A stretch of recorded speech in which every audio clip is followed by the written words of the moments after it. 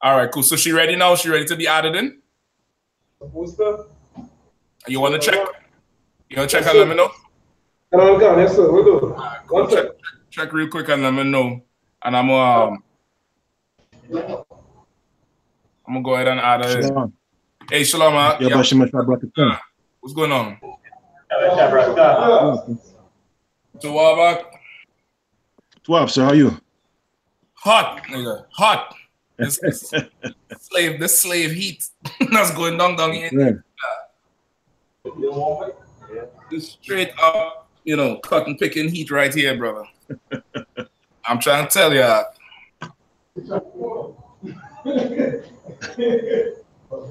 It just started raining here, so it's a little better. It's humid.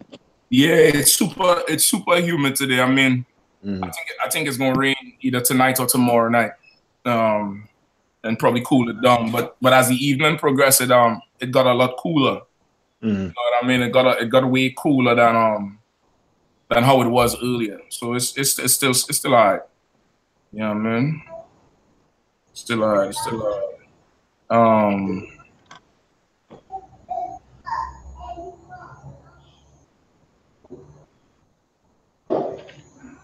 Gabar, you work with Korayala, right? Khan. Okay, most correct.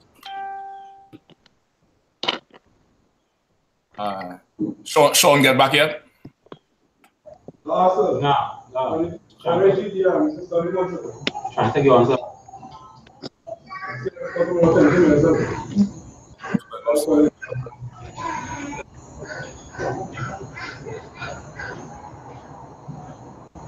All right.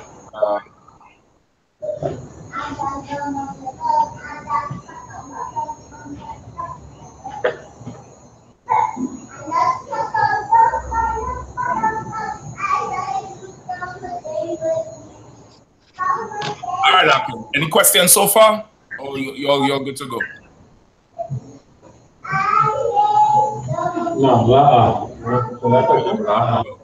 I'm give me about a week. Give me one more week with the Labor Day, the history on it. All right. Just give me one more week with it, and we should be all right. You know what I mean? Should be good to go with it. All right, no sweat. So first off, I want to get give me Luke 17. I want to go over this. All right.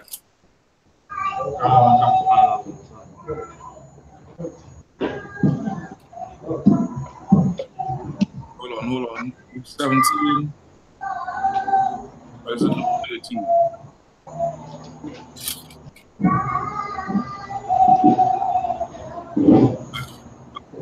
Let me know when they have it. All right, if anybody have any if anybody have any questions, just of course just hit raise your hand or whatever. All right, if you're on the internet, you just type the questions in. We'll try to get through. Tonight we're gonna go into the wheat and the tears, and we're gonna start with something else as well. I'll try to get through any questions that you guys have there as well. Give me what are you holding there? Luke 17. Okay, not Luke 17. John 13. That's what I want. Start John 13. All right. Quickly. Khan. John 13, and what verse, sir? Start at 1. Khan. The book of John, chapter 13 and verse 1. Now before the feast of the Passover, when Yahushua knew that his hour was come, that he should depart out of this world unto the Father, having loved his own which were in the world, he loved them unto the end. So what is he saying right there?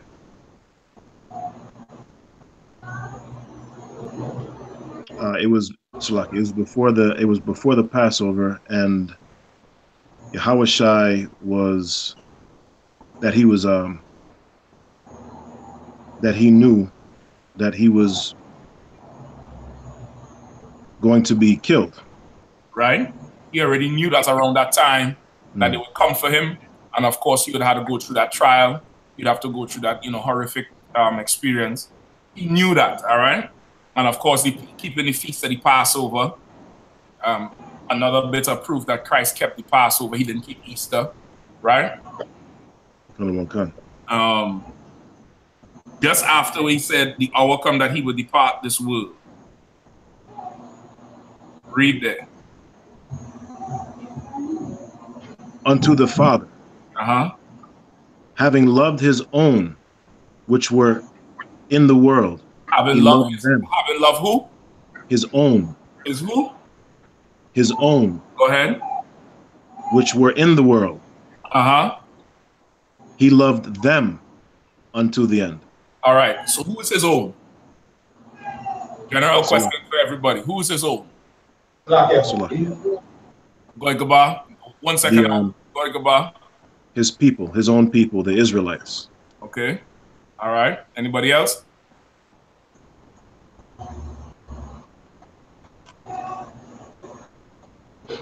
Yeah. Yes, like that. I'll take the Akim, right? Yeah, can't. All right, I get in there. See how y'all see I get in there, right? I get in there. Before I just used to call a name and hope I call the right name.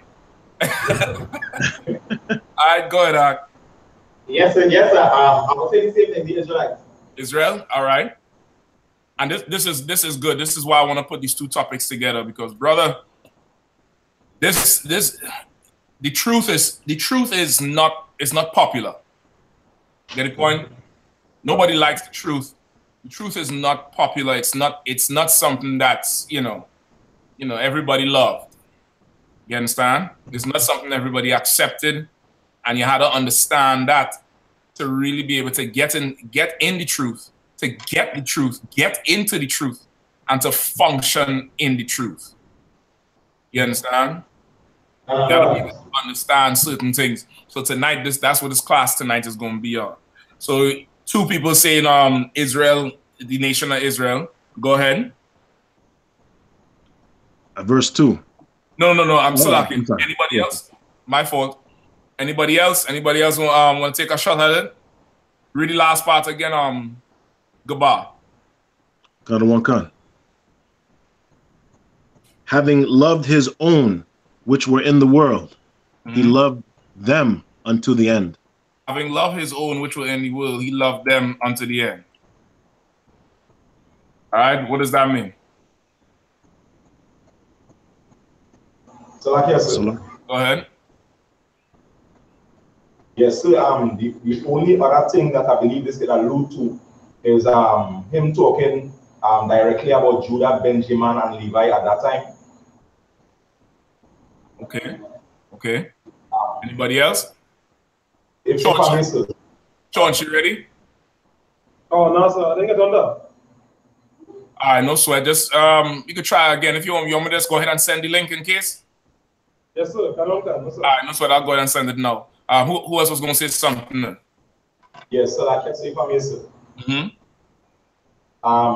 The reason why I mentioned that just paraphrasing the scripture where he say he came to his own, but his own received him not. Okay. So I don't even in this context at that time he was referring to the southern kingdom. No, when you mean when he said his own, he came to his own and his own received them not? No,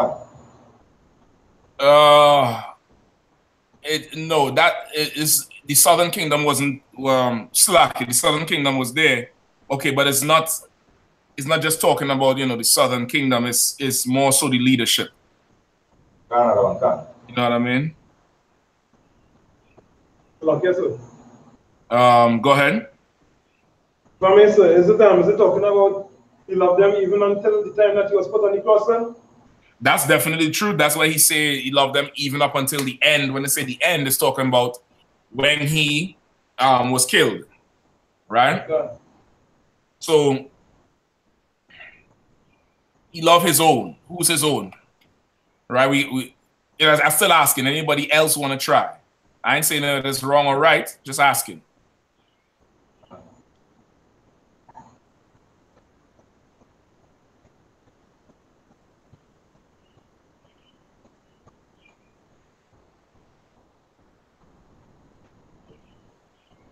Yeah, that's good.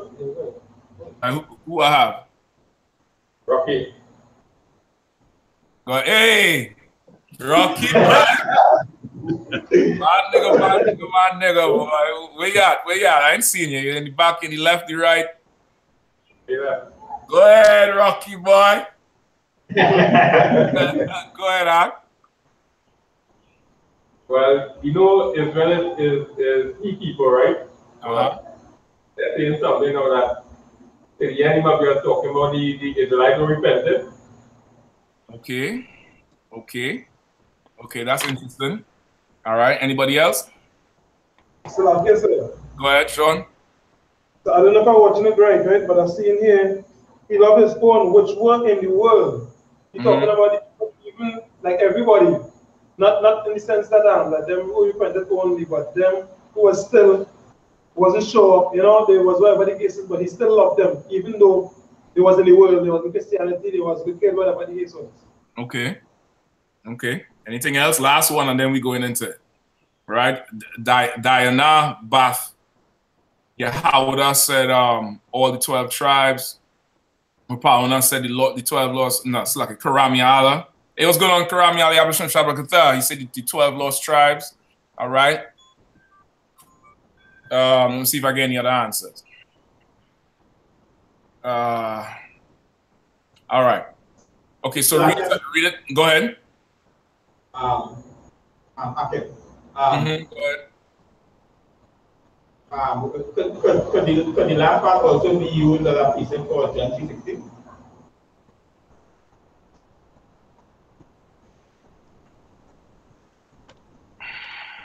Yeah, but you could get caught up with it. Right? You could get caught up with it. That John 3:16 breakdown, Galawan done, he have a couple of videos on it. That's the breakdown that's on the officer's test. That's really the, you know, that the full length of the sword what you need for John 3:16, to be honest. You know, to add to it is like, you know, it's like adding more, it's like to add more water into the pail out. You know what I mean? It's that John 3:16 breakdowns, it's perfect. Yeah, I mean, that's one of the most perfect breakdowns. I love breaking down John 3:16, that with them steps. But in a way, with some understanding, you could use this, but I wouldn't use this to show somebody who believe John 3:16 is talking about the Chinese. You dig what I'm saying? With understanding, like how you all have some understanding already, in a way, yeah. But the precepts that are already there with that, you know, stick that in your head and, you know, never forget it, because brother, that's, you know, that's heavy stuff. All right, so let's get back onto this. Gabar, give me it one more time. From the having, sir? Yeah, please. Having loved his own, which were in the world, he loved them until the end. Okay, having loved his own, which were in the world, he loved them until the end. All right? So we had the 12 tribes, the southern kingdom, the Israelites who repented.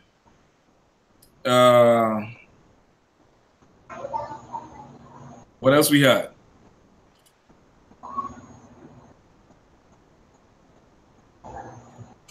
So my question, Like the Israelites choosing Jerusalem and the outcasts. Okay. All right. Give me John 17:9. All right. Somebody else read John 17:9. All right. Andrew, I got to borrow that notebook when I come down, man. Andrew writes it on every goddamn thing right there. Don't worry, I'm out of board that book back. But John 17, verse 9. What color is that? What color is that written in? Red. So who's speaking? Yahweh Shai. All right, go ahead. Right. John chapter 17, verse 9. I pray for them. I pray not for the world. But for them which thou hast given me. For they are thine. Keep going. And all mine are thine. Thine are mine. and I am glorified in them. What is he saying there? So like yes, Go ahead.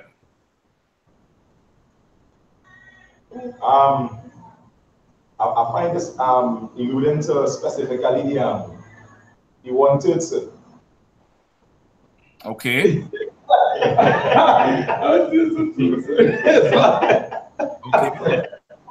All right. Go back to where we was at. John 13. Go back to John 13. Read it one more time, Gabar.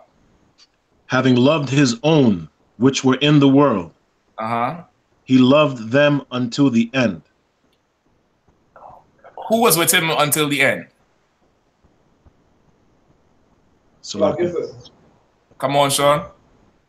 Yes, sir, the disciples, sir. His disciples. Who he loved? Who he loved? Love, sir, like, yes, sir.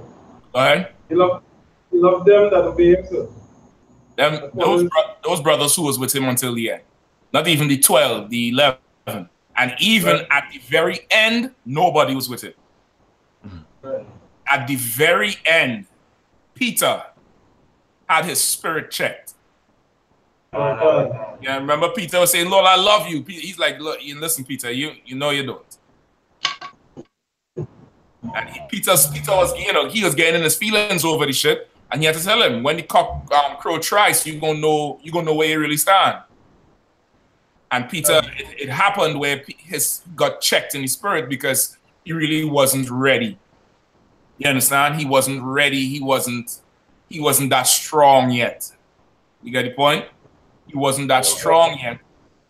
What should Peter have done when they came and said, you was with him? So like, I said, yeah. Go ahead, Gabar. He should have said, "Kan, I don't kan." He should have said, "That's right." He should have stood up with Yahushua. Right. You understand? That's the truth. You understand? That's what you in, Ark. Right. You in something where somebody gonna put an AK to gal one head. This is a hypothetical situation. I'm not at all prophesying nothing. All right. Okay. And then turn to Clyde and say, Clyde, you was with him. And Clyde, who, me? Or Clyde could say, you're motherfucking right. And you better squeeze that trigger before I come over there and rip your throat out. Yeah, I'm right. Get the point? Now, that's the decision you could face in this life. Right. This life that you chose and this life that you brothers have decided to get in all black for. This life that you all have decided to walk away from the life you enjoyed before. The life of lust and pleasure and everything that you was enjoying. This life that you choose, it will demand that choice from you. Where neither one road, let's say that's a fork in the road. To the left is to say, I'm not with him. To the right is to say, yes, I'm with him and die. Neither choice is bringing any fame and glory to you. Neither choice will feel good. You get the point? Like there's nothing in that choice that a sane man would say, well, that's good odds, that's good options.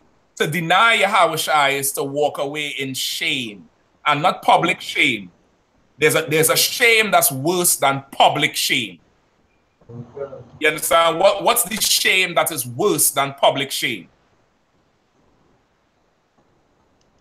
Okay, sir. Go ahead. We're not cowards, sir. To wake up the next day and your brother died and you wasn't there. Not your brother died. Your brother was murdered. And you ain't bust a grape. You ain't draw a sword. Knowing that drawing a sword would mean you die also. You chose to live. That's the life we live at. A Christian cannot understand that. You get the point? A Christian cannot understand that. You tell a Christian that, they would say, yeah, Peter was right. shit. And they will justify it. They will justify it and say what? What do the Christians say about that? So I guess you want to fight another day. They would say, well, Peter went on to, you know, build up the schools with Paul, and he went on to do a great work. If he died, who would have done it? Because to a Christian, Christians are manservants and men pleasers. Christians don't understand the Most High would have raised up another man in Peter's stead. That's what rank is for. You understand? The only reason it fell to Peter is because Yahushua wasn't there. If Yahushua and Peter wasn't there, it'll fall to the next man and then to the next man. But Christians don't understand rank and order. They have no rank and order. So, of course, Peter's decision not to die with his king to them is honorable, when in any kingdom it is dishonorable. Right? Now, don't get me wrong. I'm not here to bash Peter. I'm not here to say Peter ain't shit. That's not what I'm saying. The scriptures say everything written aforetime was for our learning. Peter made a mistake. We can learn from his mistake. And by no means am I trying to trivialize his that decision he had to make. It's not a small decision. After all, man is flesh. You get the point? Man is flesh. You in Jerusalem, you done witness a crucifixion. You done seen men cry. You done seen men lose it. You get the point? Now, but your king go in there. Even Yahushua had to go fast 40 days and 40 nights to get the strength to give himself up. Peter ain't Christ. He was not strong enough to make the right decision. Then he made an error. We can learn from it, though. You get the point? We can learn from it. All right? So now, he loved his own even until the end, which was his men, his disciples. Keep reading. Verse 2, and supper being ended, the devil having now put into the heart of Judas Iscariot, Simon's son, to betray him. All right, what are we talking about there?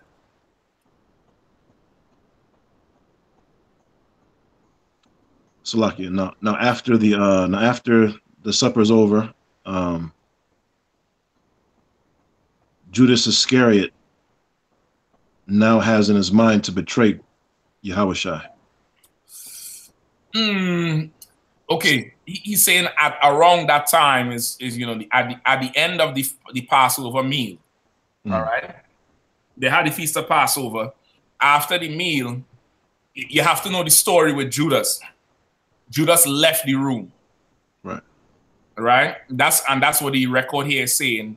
Satan already put in Judas' mind to betray Yahushua. Judas had left the room at this point. Right. So go ahead. When it says devil, is it saying like devil, like the white man devil? It's saying Satan, it's saying the white man, and it's saying ye are of your father the devil. It's saying Caiaphas too. Because it was all a plot. Remember, that's who Judas went to. Judas went to Caiaphas and them to sell him out to get the money, right? And Caiaphas and them, of course, working for the white man. That's why Christ say, you are of your father, the devil, and the lies of him ye will do. You get the point? So it's all in one, right? He done get Judas already. You get the point? And of course, at this point, Judas left the room. When you go on, when you go read the other account of the Last Supper, I think it's here, where he say, you'll see it, it's right here, where he said, and one of you is not. And everybody knew he was talking about Judas because Judas wasn't in the room. And this is the 12. You get the point? The 12 disciples is famous, but at one time there was 11, which was at the end. You get the point? Everybody knew that Judas was a traitor, and Christ let them know that he know. Later on, we're going to read through it, all right? So keep going. Give me verse 3. Verse 3, Yahushua, knowing that the Father had given all things into his hands, and that he was come from the powers, and went to the powers. right? Everything was given into Christ's hand, right? Christ had dominion, right? Same thing that Adam was supposed to have, remember? Adam was supposed to have dominion. Yahushua had the dominion that Adam was supposed to have. He perfected it. That's why the scriptures say he is the last Adam, because really that's who he is, because Christ was Adam. You understand? All right. Herb Wise, Marcus Garvey was great. Those men like Marcus Garvey, Malcolm X, anybody else in the world, Kwame Ture, Stokely Carmichael, a.k.a. Stokely Carmichael, those men are great for people in the world. But they are not great when we're talking about Abba Bivens. Those men are not great in comparison to Yaikwa and Arya and Masha and Lahab and Shah and Kazak and Yeshaya. Those men ain't great. Those men ain't great like that. So all those men used the vehicle of another religion, which in essence is another nation of people, to try to deliver their people with the philosophy of choosing the lesser of two evils. You ever heard of that statement? Lesser of two evils mean I could serve the white man and be lynched and hung, or I could say assalamu alaikum and just give some of my women in to be a harem. Some of my men over to be, chambermen, where they cut the stones off and let them watch the woman. You understand? But the Arabs would give us guns to fight the white man. Sound familiar, Trinidad? But what am I speaking about directly? ISIS. No. ISIS. No. ISIS ain't helping Trinidad. 1990 coup. 1990 coup, which was carried out by who? Go ahead. Imam Yassin Abu Bakr was the head of the Jamaat al-Muslimin. Where did he get his funding and his guns and his training from? Go ahead. If I'm mistaken, sir, it's from the Middle East. People in the Middle East help them. Specifically. I need specifics now. For time's sake, I'm gonna just give it to you. He got his training from Libya. He was close with Gaddafi, right? All his men trained in Libya. Even until maybe 10 years after, they were still sending families to Libya to train for 5 and 6 years and come back to Trinidad. And of course, Gaddafi died, so a lot of his support dried up. But that's where everything came from. You get the point? Gaddafi was helping him. It's trading slave masters. And it's the same thing with Garvey, it's the same thing with Malcolm X, it's the same thing with most quote-unquote black icons that they like to give us, when none of those men stood and died for the work of the Lord, save Abba Bivens, right? Abba Bivens was murdered in the streets, speaking in the streets of New Jersey, by brothers who served Islam.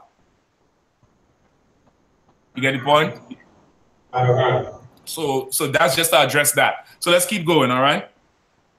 Give me verse 3, quickly.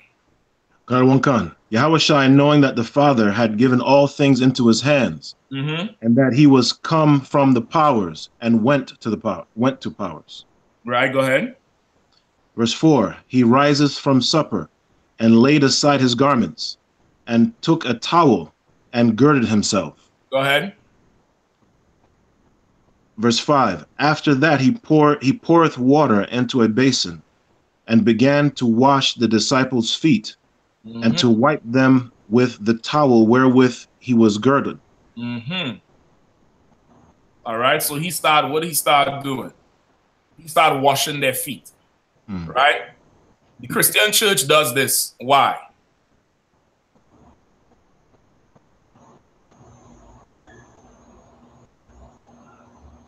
Okay, sir. Go ahead. You appear to be humble and righteous. Excellent answer. That first word alone, you don't kill them with that. They appear to be righteous. They appear to be humble. I see you, Sean. I see you taking shape. That's what. Listen, listen. That's right there. Stay right there, Sean. Don't start. You see how y'all see how he stopped talking and going all over the place, right? You'll see he gets some balance. He in the middle too. That's so spiritual. Before he was on the end, so he could put on the wing. Now he playing in midfield right there. Just go forward, back, box to box. Go ahead, Sean. You don't think I ain't looking? I'm looking. That's the perfect answer. They like to appear to be humble, like to appear to be righteous, and they take that custom from this when they don't understand why Yahushua did this. Right? Washing the feet was a tradition in Israel that he would do for your guests. Right? That's what I believe Abraham did when he met them two angels. Is Abraham or Lot when they came to his tent and he cooked their feet? Lot. Yeah. That's what he did. He took them in and had them remove their sandals and wash their feet and ordered the killing of a goat or cattle. You get the point? You wash the feet because these is men making a journey. Either they're walking they're on horseback or they're on whatever, and it's dusty. It's the Middle East. You get the point? You wash your feet and clean up. Then you get the point? Clean up. So that's a tradition we've always had of being hospitable. But what Yahushua is about to do here, the Christian church does not understand. And you only understand it in the truth. And this is why the UPK is the way it is. This is forced into your chest. And if you can't handle it, you eventually leave. All right? Keep reading. Verse 6. Then cometh he to Simon Peter. And Peter saith unto him, Lord, dost thou wash my feet? Right? So now he go to Peter, his right-hand man. And of course, if Peter is his right-hand man, what does Peter do for Yahushua? Okay, sir. Go ahead. He serves Yahushua, sir. Serves him. He waits on him. Anything Yahushua needs, Peter is probably the first one to go get it. Or the first one he'll charge to get it. You get the point? No, to Peter, it's like he's like, Lord, you washing my feet, meaning it should be. How should it be? Andrew? Peter washing his feet, sir. It should be the other way around. So Peter is like, hold on, Salakia, sir. If I may, you washing my feet? So Peter a little tripped up in the head now. Keep going. Verse 7, Yahushua answered and said unto him, What I do thou knowest not now, but thou shalt know hereafter. Somebody break that down, please. Read it one more time. Yahushua answered and said unto him, What I do thou knowest not now, but thou shalt know hereafter. What did Yahushua tell him? Salakia. Come on, Gabar. He's saying that what I'm doing, you will not know it right now, but you'll know in the future. You'll know soon. Okay, I'll take that. Anybody else?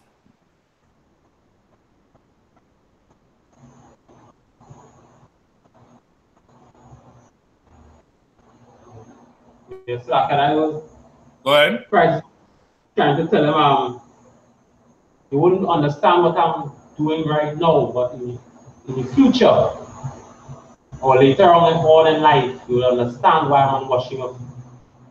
All right. Hold that. Give me John 12 and 16.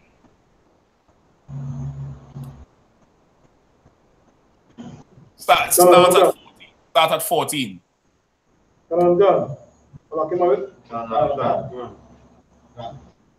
John chapter 12 and verse 14.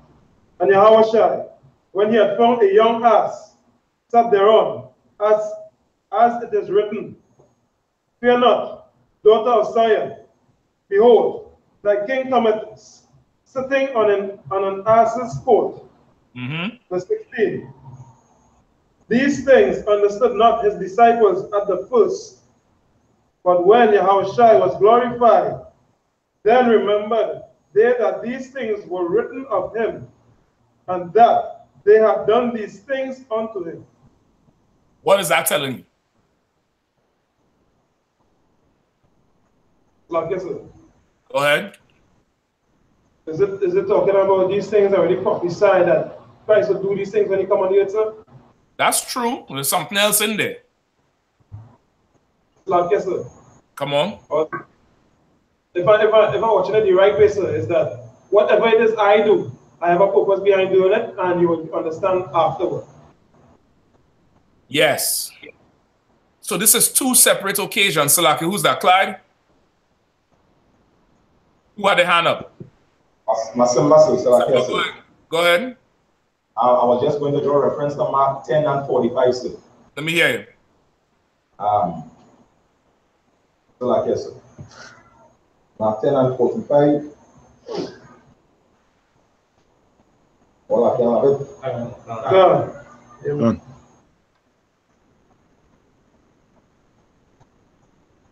Come on, let's go. Let's go. Hurry up, Art.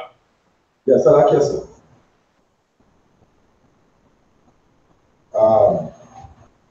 Yeah, Mark chapter 10, verse 45. For even the Son of Man came not to be ministered unto, but to minister, and to give his life a ransom for many. Okay, a bit different in this situation.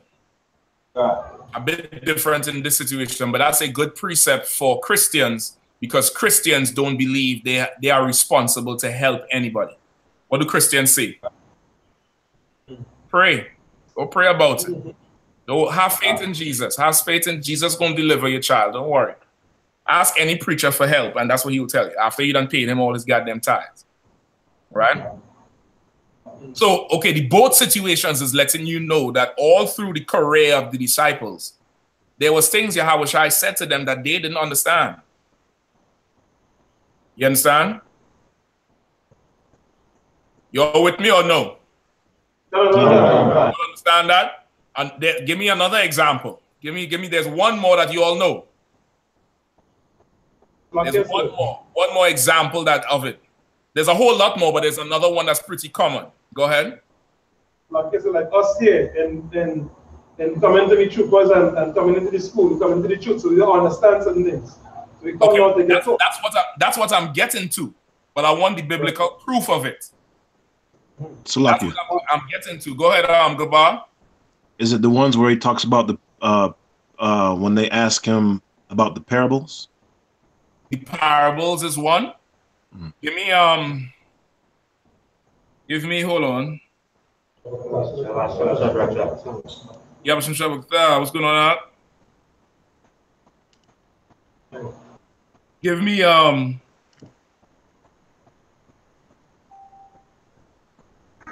is it? What he said, will he go unto the dispersed? All right, John 7:35, sir. Give me that real quick. And I'm done. Start at 33. And I'm done. Well, I came up with John chapter 7, verse 33. Then said Yahawashi unto them, yet a little while I am with thee, sir. I am with you. Right? And then I go unto him that sent me. Right? Go ahead. Verse 34. Ye shall seek me and shall not find me. And where I am, thither ye cannot come. Right? So he's telling them he about to leave. All right? And he's saying, I'm going to go back to the one who sent me. Soon I'll be gone, Akim. I ain't going to be here no more. I had to go report. I had to go check in. And where I'm going, none of you could come because, of course, if you know UPK, if one man going on a mission, how many men going on a mission? Okay, sir. Go ahead. If I'm mistaken, so all men, sir? Damn near everybody going. Hell. if one man going somewhere to handle some business, he is to take 2 soldiers with him or more. You get me? He's to take 2. You could never tell. He might need some help lifting something. He might need help driving. He might need 3 men to stand post and hold guard. You get the point? He might need 2 men to go get food for the people while he stand there teach. You understand? So of course he telling them he going. They getting ready to roll with him. He's like, but where I going, you all can't come. I don't need no guard where I'm going. I don't need no Shema. I don't need 2 men in the back of me, 2 men in front guarding me night and day. Where I'm going, you all can't come. And this is what they said. Keep going. Verse 35. Then said the Jews among themselves. They said what? Then said the Jews what? Among themselves. They said what? Among themselves. Did they speak to him? Did they ask Yahushua? Among themselves. They started talking among themselves when he was not there. Keep going. Whither will he go, that we shall not find him? Right? They start talking amongst themselves like, yo, what are you talking about, man? I don't know. Shit, well, where the hell he could be going that we ain't going? Man, he carry us everywhere. Peter, you know, Peter, come on, fess up, man. We know you always with him. If anybody gonna know where he going, you gonna know. Nigga, I don't know shit, nigga. If somebody say, where will he go? To the dispersed, and he probably going out, you know, he going out into Corinth and Ephesians, you know. He going to teach the dispersed. That's what they thought. But what was Christ telling them he was going to do? He was telling them he was going to die. You understand? That's what but they didn't understand it then. You understand? They didn't get that. The point is, there's going to be things you hear that is going to sound utterly ridiculous to you. There's going to be things you hear that doesn't sound like the natural way of doing things. There's going to be things you hear that you're not going to understand. What should you do? What should you do? It's one thing to say Canada one can, but what should you do? Come on, go ahead, Sean. I'm going to come to you, Gabar. Stand your ground and hold and wait for orders, sir. All right, I'll take that, Gabar. Seek understanding. How you seek understanding? By asking. No? By asking your superior?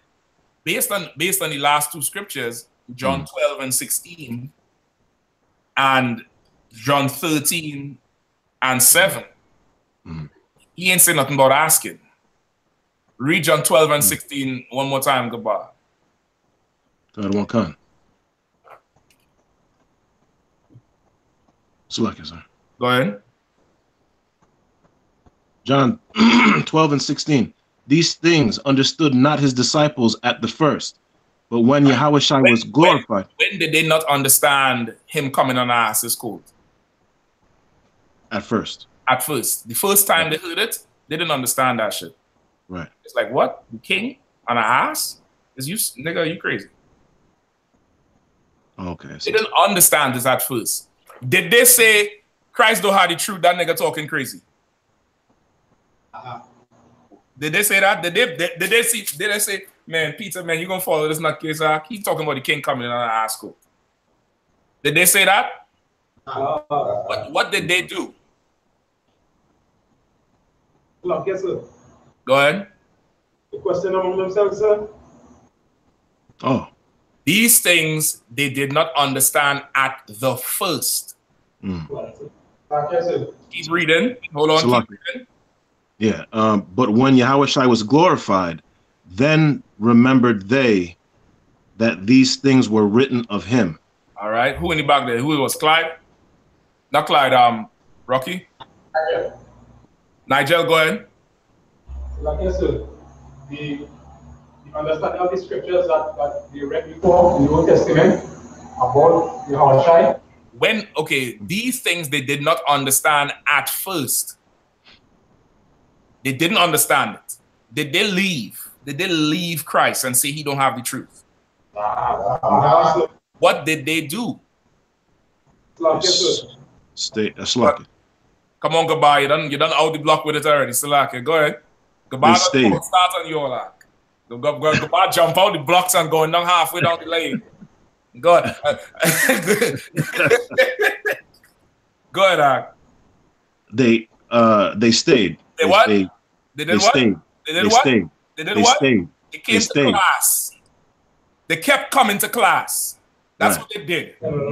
They kept coming to class because even though they did not understand that, they understood enough that they were dumb and stupid and didn't know shit any goddamn way. That's right. So it's even a miracle they understand some things. But only a proud Christian bastard gonna be in class and just be like, Man, you hear what he said there? Man, that ain't what the scripture's saying. I don't know about y'all, but shit, I ain't going back there. Only an idiot will do that, and that's how you have fake Israelite groups. Right? The top tier of them fake Israelite groups, they all have a member who sat in One West at one time, and could not understand that the concubine was not talking about heathens, but talking about the daughters of Israel who were left behind after you went to war with the tribes. They couldn't understand that. They couldn't understand that. You'll hear what he said? But he said your enemies. Who's our enemies? The white man. We could have white women. We're going to leave and make a whole new religion that is about having sex with white women. You get the point? You have fake Israelite groups who sit in class and hear a bishop must only have one wife, you see? So all y'all who have multiple wives, you're wrong. Don't understand a goddamn thing and go make a whole new religion where they call him bishop, and then you are only to have one woman, but you can have sex with men on back page. Yeah. Get the point? You hear something here you don't understand. You better be in class tomorrow. You better be in class the next day until you get understanding. And then be in class until the next class that drops, that somebody says something you just can't get. First time I heard the reincarnation breakdown, the last 5 minutes, Jeremiah Hyman said, yeah, Christ was here 5 times. He was reincarnated 4, and he made an appearance 1 more time. And the time was done. Reincarnation, if you never heard about it before, it's that's a full cup of, scotcha. That ain't, no chaser, no ice. You drinking that thing on your face. That's reincarnation breakdown. And then at the end of it, you tell me Christ was here 5 times, and then before he get up in DC, he say, yeah, all of you all were here before, brother. For until the next class, I was, my head was all over the place. I was like, oh, this was crazy. They're talking about we was here before, but somehow you can't remember when you was here before. I was like, man, these niggas trying to control me, man. I was battling, but guess what? I came back to class. Kept coming to class until I got the understanding. I didn't leave and go and start some new religion. I didn't start going around telling the other brothers, man, General don't know what he's talking about. Shit, 5 times? How he know he was here 5 times? I thought you couldn't remember. Huh? I didn't do that. I was wise enough to know I was stupid. You get the point? And that's something that's very precious among men who serve the Lord. Be wise enough to know that you're an idiot. And then sit at the feet of a man who you know is not an idiot and follow him. Scriptures say to get the truth, you must be born again. Be like a little child. A child don't question shit. Andrew, your children ask you, why are you doing what you doing? Can't answer. What you tell them? What you tell them? What you tell them? I serve the true and living God, sir. No. What I mean is like not the truth. Let's say you decide to paint the house green. Do your children ask you, well, why are you painting the house green? Or let's say you decide to buy, chicken instead of beef. Do they ask you, hey, why are you buying chicken, nigga? Are you crazy? Shit, I don't know. I ain't following him. He ain't buying beef. Do they do that? And because all of them know it's lawful, sir.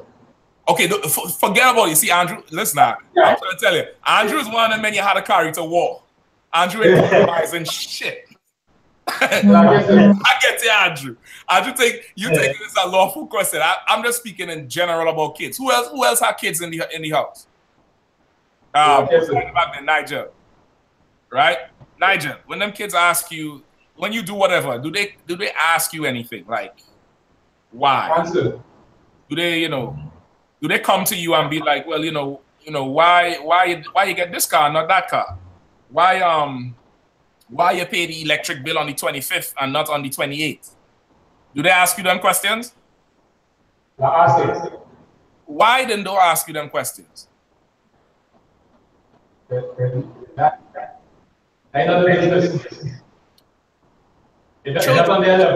Children, they care about what you give them to eat and making sure you lead them, you know, you don't hurt them. And that's it. You get the point? Like a Christian is a proud bastard. A child is more humble. You get the point? A child is more humble. Even if a child is confused. You ever teach a child to cross the road for the first time? Cross the street? How are they when you stand on the other side and make them do it themselves? Are they super excited to do it themselves? No. Nah, they stay in there, they put in 1 foot, and you have to, come on! You have to down there yell at them. But eventually they do it, right? When you had to tell them, listen, man, go ahead and do it. Trust me. They do it. Why? Because you are the one who taught them everything before. And even if they don't understand this bullshit now about crossing here and looking left and right, they know that you've been there before. You've been teaching them everything they know up until now. And if they listen to you, they'll be fine. And then they eventually cross the street. And then they, hey, daddy, look, I can do it. Now they're happy now that they understand. You get the point? A Christian is not like that. A Christian is proud. Christian wants to do things his own way or her own way. You understand? A Christian thinks that they understand everything. So the first thing they hear that they don't understand, they don't think they're wrong. They think you're wrong. Right. Hey, this don't make sense. Man, I told you these niggas was crazy. Nigga, maybe you crazy. Maybe you need understanding. 2 months ago, I had to tell you don't put pig in your goddamn mouth. 6 months ago, I had to explain to you when a woman is bleeding, you can't have sex with her. Do you know how filthy you were before you came in the truth? But now you come to class and you hear something that you don't understand. Well, of course, I'm not wrong. Well, go back to having sex with a bloody box and eating pig ears then. Fine.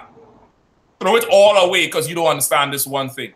These disciples who Christ loved until the end, they didn't understand nothing and they followed him.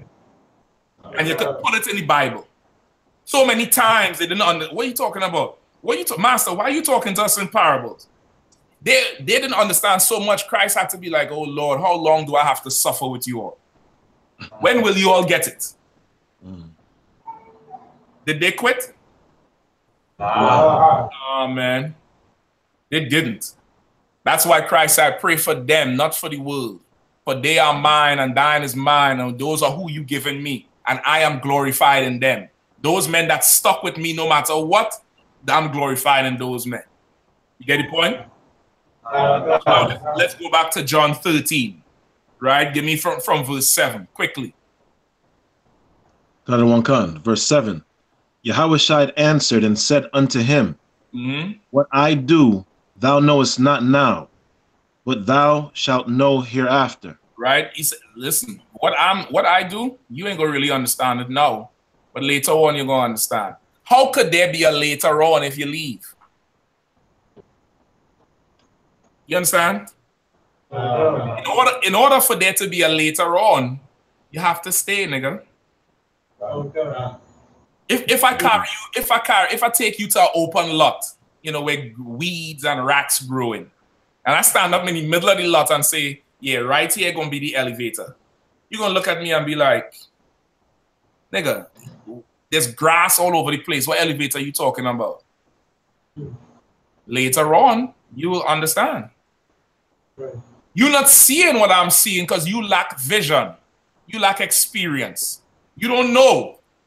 But I'm seeing an elevator right here that goes up 60 stories. You get the point? You don't stick around, there'll not be a hereafter. There'll not be a later on. And that's how the disciples rolled with Yahushua. Now, you tell me if they would ever question Yahushua had the truth. With all the questioning they question amongst themselves, They never did question whether he had the truth. Right. Even when he said, I will destroy this temple and raise it up in 3 days. Even when he said, this is my body and my blood. Others left him. The 11 didn't. You get the point? At the very last, when he was taken, Peter was there. And Peter didn't leave him over doctrine. You understand? He did not leave him over the teachings. Peter left him over fear of his own life. Now you see how many levels I done pull you through there. Somebody who done left you. That's why I say they was never with you, because now this person, when it's time to die with you, you know, when we facing death, reincarnation not on your mind, baptism not on your mind, immaculate conception not on your mind. All that matters is me and Sweet Dark are fighting till the fucking end. Excuse my language. Yeah. Either they're gonna carry us in the grave, or we gonna spend the rest of our life in prison, alive, telling the story of how we killed 10 men.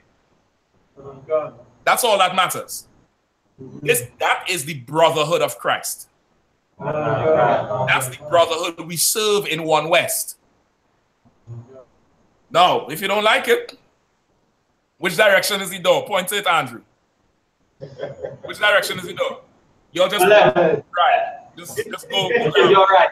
If you don't like it, just go that way where Andrew pointed.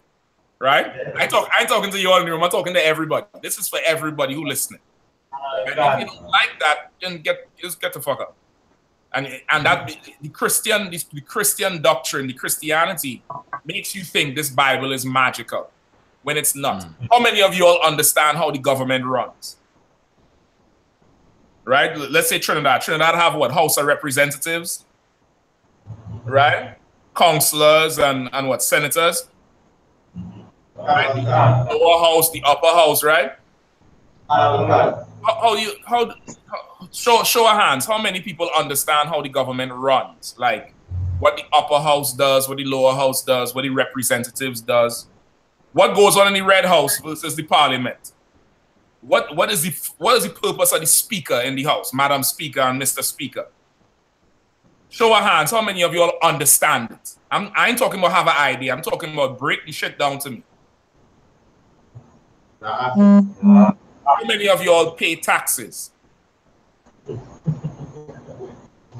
Does your ability to pay taxes, is that dependent on your understanding of the fucking government? No. But all of a sudden, well, I don't understand what you're teaching, so I ain't paying no tithes. You don't understand no government. You don't understand government in Trinidad. You don't understand the American government. For the life of me, I don't know what councillors and senators do on Capitol Hill. I don't give a rat's behind. But I know when I get my check, they take the taxes out, and I ain't beefing. You get the point? It's the same thing with the kingdom of heaven. Of course, there's going to be things you don't understand, nigga. You're dumb. You gotta get taught. You understand? And the disciples. Now drive that home enough. Now let's keep going down with Christ now. All right? Christ said, listen, things I do now, you're not going to understand until later on. But don't worry about it. Right? Keep going. Verse 8. Peter saith unto him, Thou shalt never wash my feet. Yahushua answered him. Hold on. Peter saith unto him, the lack, sir, thou shalt never wash my feet. Right? Why Peter say that? Go ahead. Because Peter didn't understand exactly the purpose of Christ was doing it at the moment. He didn't understand it. And it's like, to Peter, it's a dishonor to have Yahushua wash his feet. This is the king of Israel. Okay, you gotta really understand. It's hard for us to understand now because we're so Christianized as a society. But one, they're rolling with the man who walked on water, who raised the dead, turned all the water into wine, who did miracles before their eyes that they saw. And not only he was the best homie, the best brother, the best ark, he was the king. He was rightfully the king. Joseph was the king of Israel. But because the house had fallen, Joseph was a carpenter. And that's a prophecy too in Isaiah 14. You get the point? The house of David would be in ruin. You get the point? So they knew he was the king. So to Peter is like, Salakia, sir, you could never wash my feet. You understand? It's like, imagine, you know, the highest ranking man come in, Commander GEN.YAHANNA come in and pick up a broom and start sweeping your house and washing your dishes. You're going to be like, Salakia, sir, let me take that from you. Last, sir. You can't sweep my house, sir. Salakia, I'm going to do this for you. You get the point? And that's how Peter was dealing with it, right? Go ahead. Yahushua answered him, if I wash thee not, thou hast no part with me. What did Yahushua tell Peter? Salakia. Come on, Gabar. If I don't wash you, then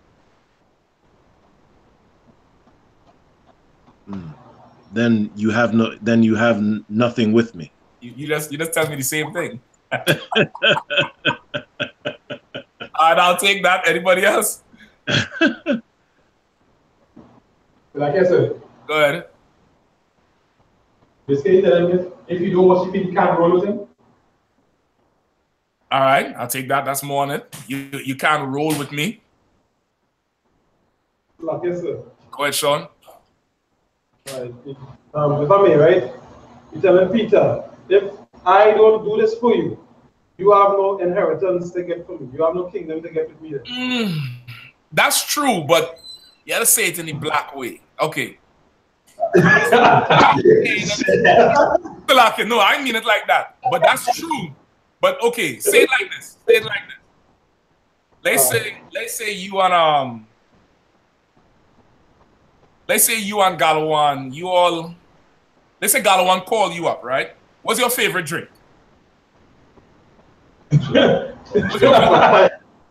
your favorite? Guinness. Yeah. Guinness. Galawan, what's your favorite drink? Malibu. God damn. Galawan trying to get everyone drunk. Right? You like Guinness. Guinness is bitter.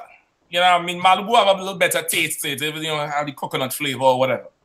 Right? So Galawan call you up for a drink one night to discuss something. Because two of you all in the same area of the country. Galawan calling the wrongs of Malibu. You want Guinness. You say, Salakia, sir, if it's possible, could I have one Guinness, sir? Galawan say, nigga, if you can't drink Malibu with me, you ain't my nigga no more. Yeah. Sean, what would you say? As for more than same, Salakia, sir. Say that again. Salakia, sir, I didn't mean to offend. But then what would you say? What would you say? What would you tell the waitress? I bring 2 more shots. Bring some more Malibu. Say it was Salakia, sir. In that case, bring all the Malibu in the world. You know why? Because your brotherhood to Galawan matters more to you than fucking Guinness. Right. All right. So now, Gabar, read that last verse again. The if I wash thee not, that part there. From verse 8. Yeah, no, read the whole thing. Quickly. Peter saith unto him, thou shalt never wash my feet. Yahushua answered him, if I wash thee not, thou hast no part with me. Keep reading. Verse 9, Simon Peter saith unto him, Lord, not my feet only, but also my hands and my head. Peter said, well, shit. God damn. If it's like that, lock yourself. Well, don't just wash my feet. Yeah, look my hands, look my hands. Shout out that shit. Yeah, I mean, just wash everything then. Did Peter understand? Did Peter understand? Did Peter understand what washing the feet was about? But he said, listen, I don't understand, but you my nigga, man. Go ahead, do what you do. Do your thing. Get busy, man. Shit. Christ said, listen, if I don't wash, you ain't have no part with me. Peter's like, what? Man, go ahead, wash. Go ahead, get to washing. Wash everything. Now, that's how brothers talk. Just think of how brothers talk, you know, on downtime. You know, shit talk with each other. Christ said, listen, that nigga, if I ain't wash your feet, you ain't got no part with me. Peter's like, shit, well, in that case, here's my hand and my head. Yeah. Right. Now, there's no Christianity on that shit. A Christian gonna look at this and say, see, they had a homosexual relationship. What kind of man tells another man wash his head? Peter ain't literally mean wash my head. He is joking back to say, well, listen, if the brotherhood is in question, then just wash everything. You get the point? Meaning, man, I'm down with you to the end with this shit. You understand? A Christian don't understand that. He don't get that. Because he never experienced brotherhood. He or she never experienced brotherhood. Keep reading. Verse 10, Yahushua saith to him, he that is washed needeth not save to wash his feet, but is clean every whit. And ye are clean, but not all. Read it one more time. Yahushua saith to him, he that is washed needeth not save to wash his feet, but is clean every whit. What does that mean? Come on. You want to feel he clean? You know, he don't need no washing. He good. He straight ahead. He don't need no healing nothing. He dirty. He has sin stuff again. He good. He straight. You're on it. I see it on grow. I see it on grow. Got on what you giving him to drink? You give him Malibu Guinness. He growing out. You'll get Sean a hand, man. You'll get Sean a hand. Sean staying right there. Get Sean a hand, man. Sean not grown from going all over the place. He's been flying all over. But he's staying, getting focused now. Now he's focusing it. All right. Anybody else? Anybody else want to try it? Well, who else do you mind hear from you? Go ahead, Masumba. It alluded to the story that you were sharing with us earlier. So when Judas left, so Judas left the room. So he's one of the persons that didn't get the feet washed. So it was stating that he was, through pride, he didn't need to be dealt with by Yahushua. So he left the room. And the other disciples that remained, they was the ones that was clean. Yes, you exactly. That's the give me some by hand. I was following you all over the place. Driving through Vesey, left, then right, left, right, up, down. But you're right though. All right. Read it one more time, goodbye. Verse 10, Yahushua saith to him, he that is washed needeth not save to wash his feet, but is clean every whit. And ye are clean, but not all. Right? So Christ replied to Peter saying, he that is washed, he don't need to wash his feet. He don't need to save his feet. I mean, he just had to wash his feet because he's walking around. But he's already clean. I don't have to clean you. Right? So he's going now into the fact that Peter done been cleaned by Yahushua. Remember, washing like baptism. He's done been made clean by Yahushua. He don't need to be made clean again. Who in the back there? Nigel? Yes, Go ahead. Is he saying in the sense that he's a real nigga, not in the aspect of I don't have to prove you again. He's my homie. That's sure. Yeah, he's like Peter, there's no purple in you, Ark. They might start with the same letter, but there's no purple in you. You see, like how niggas say, there's no bitch in you, Ark. You proved yourself, there's no bitch in you. You don't need to replace that shit with purple. There's no purple in you. You understand? It's like he's saying, Peter, you done been clean already, Ark. You done prove yourself, Ark. I know you. Right? Keep reading. Verse 11. Where you at? Yeah. Con. No, verse 11. 3:10 again. Verse 10. Yahushua saith to him, he that is washed needeth not save to wash his feet, but is clean every whit. And ye are clean, but not all. See, you are clean, but not all. So you're right, Masimba, when he said not all, he's talking about Judas. He said, you are clean, but not all of y'all. Keep reading. Verse 11. For he knew who should betray him. Therefore he said, ye are not all clean. Right? He already knew Judas was up to no good. So he's like, you know, fuck that nigga. Get the point? So you're not all clean.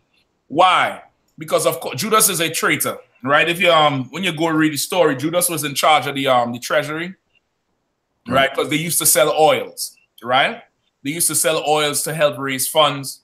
That's why when Mary came to anoint Christ's head with the oil, right? Judas had a problem with it. Judas was like, look how she wasting the oil on his head. We could use that oil to sell and, you know, raise money, right? He tried to pass it off as if it's a righteous thing. When the sister went and, you know, helped this brother's hair out. You understand? You brothers who grow in your hair, who got what do you call this thing? Like braids and afro and shit like that. You know, you working hard, something that should get dry. You need some, you know, sister to come and warm some oil up or some grease, just like grease in your hair. You know, if you braid it, everybody see hair get braid. Sister come and she comb your shit out, blow it out. The sister in DC here, Kamala, work magic on a Negro hair. I tell you, my hair was looking nigh unto the wilderness. You know what I mean? She comes, she wash your hair, blow the shit out, put some kind of peppermint shit. You're feeling like every breath you take is like you're inhaling with your goddamn scalp. It's like air coming into your scalp. Make you feel like a brand new person. Blow the shit out. You know what I mean? Then she start parting and putting grease in that. Now imagine as you getting, you know, tightened up, like we say. A nigga saying down there is like, sis, why you doing that to God one head? Shit. You wasting grease on him? We could sell that grease and make some money. In other words, money is more important to him than Christ, than his brother. You understand? So that was Judas' whole issue. Judas' issue was the fact that, you know, it's, you know, he's a bastard. All right? Keep going. Verse 12. So after he had washed their feet and had taken his garments and was set down again, he said unto them, know ye what I have done to you? So after he done washed their feet, he, you know, sit down with them and he asking them, he said, do you all understand what I just did? Go ahead. Verse 13. He called me master and Lord, and ye say, well, for so I am. Right? What does that say? Salakia, you call me master and Lord, and you're right. I am. Okay. Anybody else?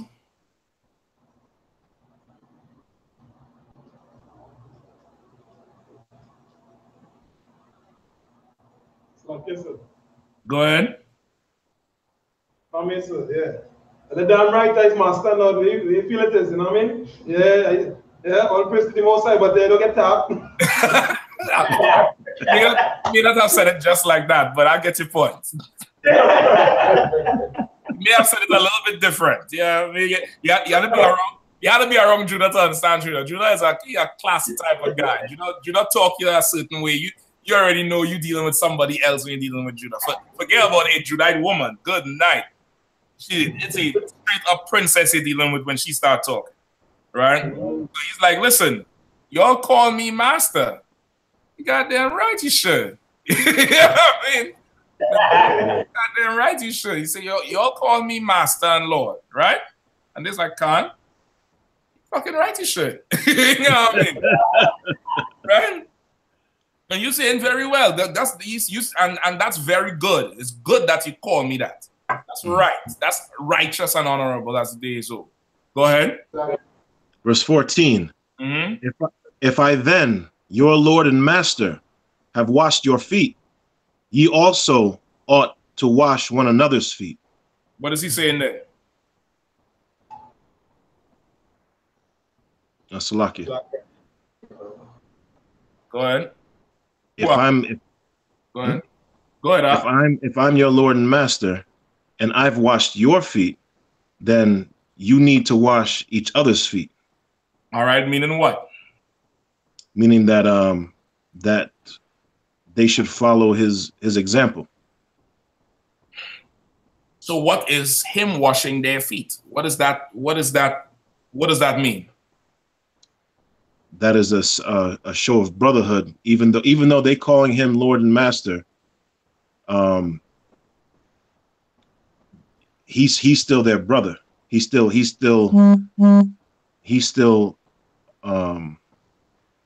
that's a lucky. I don't know. No sweat, no sweat. You was right on it. Anybody else? Go ahead. Yeah, just to add where that's the way Kabbalah says, even though he is their Lord and Master, he's showing that he's still the brotherhood is showing that he's still equal with them. No. Oof. It's a lock here. Let me pull you right back quick, dog. Who's that? Masimba or Akim? Who is that? Now somebody who owning up to that? Somebody gonna claim that shit, right? let the brotherhood pass. I didn't even want to know who is that. That was a ghost. That was a ghost in the room. Don't even worry about it. Go ahead, Clyde. Clean that up quicker. I didn't see it, so it never happened. Listen, let me just say it for the record. There is no equality in truth. There's absolutely none. Nothing is equal. You understand? That's damn near one of the first rules of the truth. There's no equality. All right? Yeah. You about to have marriages falling apart now. Yeah, we equal. No, we not. There's no equality. Right? Go ahead.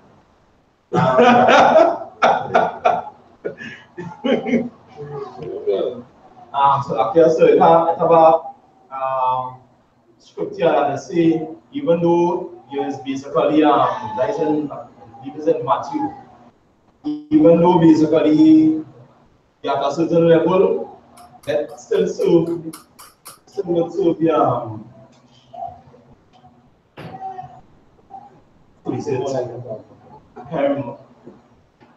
still at a certain basically brother. Yeah. Okay, what is washing the feet? Love, yes, sir. Hospitality, sir. Love one another, sir. Loving anybody, sir. No? What is washing the feet symbolize here? Like yes, sir. Go ahead, Nigel. It shows a sense of humility. I mean, like, are you the doctor? Salakia. Give me, okay, skip up. Go ahead, Gaba. Is it hospitality? Nope. No. Skip up to who was saying Salakia? I, sir. Go ahead. So is it serving one another, sir? No. No. Come on. Y'all stick with me now. Go ahead. Pride? Yeah. No. Come on. Y'all don't lose it now. Don't lose it. It's a little bit of, It's a little bit of, a little bit of meat now. Who's there? Yeah, myself. Go ahead, Art. Washing it symbolizes being cleansed by Christ, so by his doctrine. So. Come on, Masimba. Give me a hand. Give me Simba a hand. Go ahead. I'm ready to drop everybody in the Galaman. I was just about to say another 90 days for these niggas. Salak, yeah. I was just about to start you all over again. Days and ages. Lord. Give thanks. Give thanks. I'll take a drink for that. Y'all. Boy. Galaman, boy, this bunch right here, boy. They'll try here, brother. Push me right to the edge of the cliff. I'm dangling on the cliff like, nigga, come on. Right? The washing of the... Now listen. Let's say the class ended right there before Masimba say what he said. And you all had time to talk and you was like, man, nah, the washing of the feet is this, man. I don't know what you're talking about. Nah, I'm done. And somebody go off and start their own shit. And then next time we come back around, we finish the whole thing. Because you didn't understand... You just, full of pride. Get the point? The washing of the feet. In this scenario here, it was symbolizing being taught by Christ. right? How did Christ make them clean and wash them? Did he do it with water? Did he baptize them like John the Baptist? How did he do it? Go ahead, Gabar. With the word. Break it down some more. He taught them the laws, tenets, and commandments. He taught them commandments and to follow them. He taught them. So now go back up to, skip back up to where we are. Skip back up to verse 8. Verse 8, Peter saith unto him, thou shalt never wash my feet. Right? Yahushua answered. So what is Peter saying to him? Even though Peter don't know he talking about being taught, what is Peter saying to him? Like I said, go ahead. You have never taught me. He say, Lord, you ain't gonna never teach me. Because in Peter's mind, this is a literal washing the feet. But Christ is using the washing the feet, talking about making them clean. Keep going. Yahushua answered him, if I wash thee not, thou hast no part with me. So now this is the key to the truth arc. What did Yahushua tell Peter? Like I said. Go ahead. If I don't clean your brain up, if I don't teach you. If I don't teach you. You could never be my disciple. My disciple. Be in the truth. Give Sean a hand. The truth. The truth. Give Sean a hand. Give Sean a hand. Christ is saying, Peter, if I don't teach you, you're not the truth. So if you sitting somewhere in some fringed out, Sheila David walled building, calling it a school, talking about Israel and Shabbat Shalom, and you ain't learned from Commandant GEN.YAHANNA, who is the last man standing, give him a hand, Salakia. Then you are, finish my thoughts, then you are not in the truth. So if you're learning somewhere from some purple faggot, you are not in the truth. You're learning somewhere from some extra rapey curtain tablecloth wearing Negro, you are not in the truth. If you don't learn from Yahushua, you are not in the truth. You get the point? You can't learn Christ is black somewhere else and be in the truth. I know. Y'all done heard me say Christ is only black if I say it. Meaning, when I say I mean if one West says it.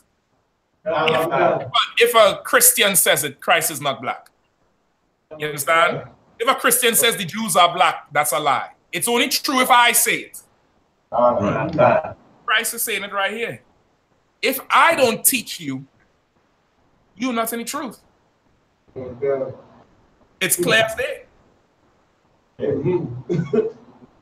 If you are not in I.S.U.P.K. under Commandant GEN.YAHANNA, you are not in the truth.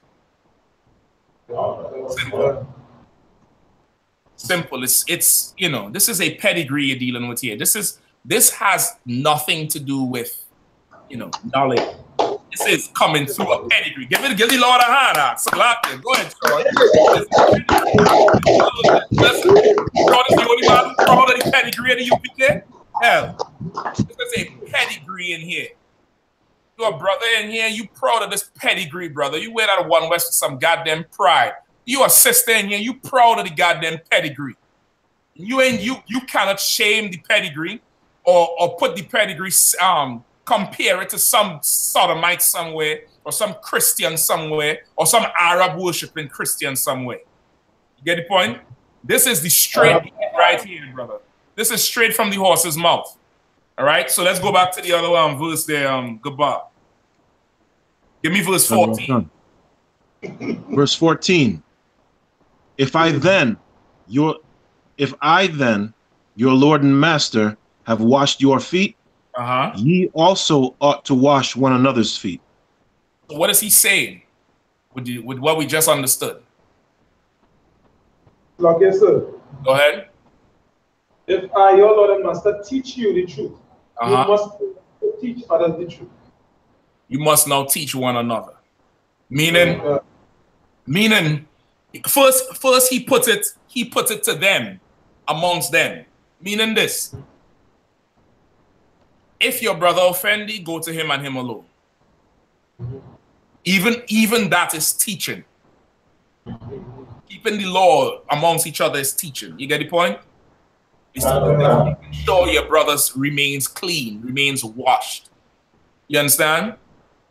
See, even I, as your Lord and Master, have washed your feet, so you are to wash one another's feet. So you are to go to your brother. If you see him saying something off, doing something off, you get the point? You are not to go to him and slack, yeah. Let me talk to you. Listen, what you doing there, man? Come on, man. You know better than that. Right. You know what I mean? Oh, listen, brother. You talked to me the other day there. Listen, that ain't One West, that ain't UPK. Yeah, I mean, General Katham see you wearing anything funny. Funny pants, funny boots. He's like, yeah. Yeah, the way he talk. He'd be like, you know, I'm telling you how the brother.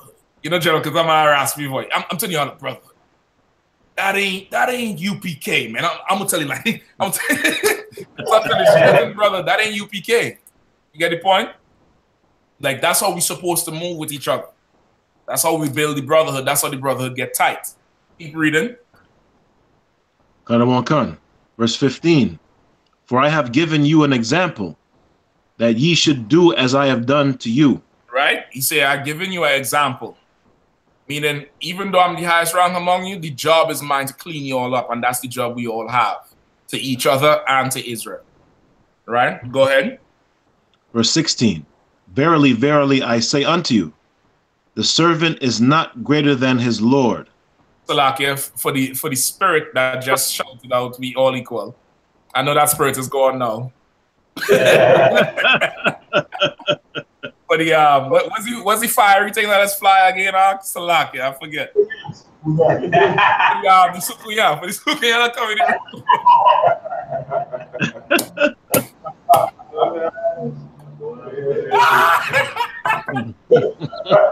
For the dragon that just come in the room there and say, yeah, we all equal. There's no equality. All right? Read again. Verily, verily, I say unto you, the servant is not greater than his Lord.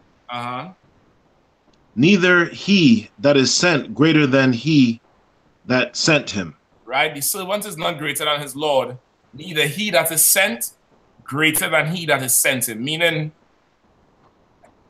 the truth is rank and order. You get the point? Truth is one brother over another, one brother in charge, one brother serving. The truth is always that. And that's because the truth is a brotherhood, it's a family. And that's how a family is. There's one person who in charge, there's one person who serves the person in charge. And the person in charge is their responsibility to make sure the house stay in order. You get the point? So now, if Christ said, hold on, let me keep reading. Keep reading now. Verse 17. If ye know these things, happy are ye if ye do them. So now, if you know these things, happy are ye if ye do them. Meaning what?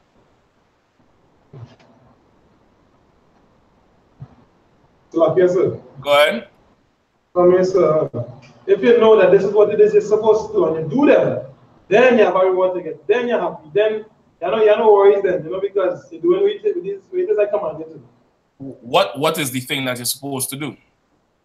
Just teaching your brother, right? Learning from him and teaching your brother the same thing and showing your brother the same love. Stuff about it. You gotta True. Give me one word that's UPK. Or one phrase, I should say, that's UPK. Go ahead. Who's that? Simba? I was going to use our word, sir. Go ahead, let me hear. Discipline. Be disciplined. I'll take that for now. That's a good word. Go ahead. You can say do as you're told, or... What's another way for it's UPK? Do as you're told. Follow orders. You close, Sean? No cowards, no excuses, sir. That's true too. Something else I'm gonna help you all out for time's sake. Be in order. Be in order. And if you're not in order, what do we say? Out of order. You're out of order. That's it. You know what I mean? Happy are he that do these things. Happy are he that keep the order, keep the pedigree. You understand? That's why the fake Israelites so goddamn miserable. That's why they look tired. That's why they look weak, because they did not keep the pedigree. They keep the order of things. That's why the women watch UPK videos and turn the volume down. That's why that happens. Do you think we don't know? You understand? They coming home from whatever, you know, congregation of whoever doing whatever. You get the point? They cracking the door in whatever they're wearing, talking about Israel this and Israel that, and guess what they hear when they open the door? Anybody knows?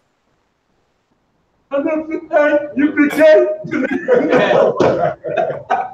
We want west to the depth to the very. Listen, they crack the door because we've kept this thing pure. You understand? They done cracked the door. We done kept this thing fully pure, brother. And they hear that UPK intro coming on good and strong. Right. And of course, as soon as they hear Shalom, the volume goes down.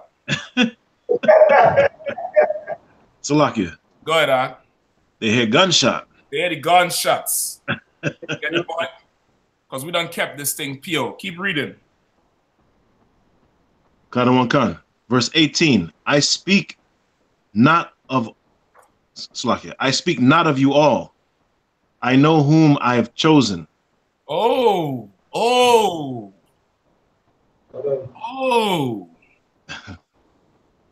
So he ain't talking about everybody. He's still talking about certain people that he chose. I thought we all one in Christ. I thought, you know. I guess I thought we was, you know, we all about nation. We all, you know, we all Akotis and Akis and all that bullshit. All right, go ahead. Who's Salaki? Nigel. Go ahead, Ak. Is he like saying, I know who's my real niggas here? Yeah. I know who my niggas are. That's what he's saying. See, I ain't talking about everybody, though. I'm talking about, I know who's mine. I know who's down with me. Go ahead.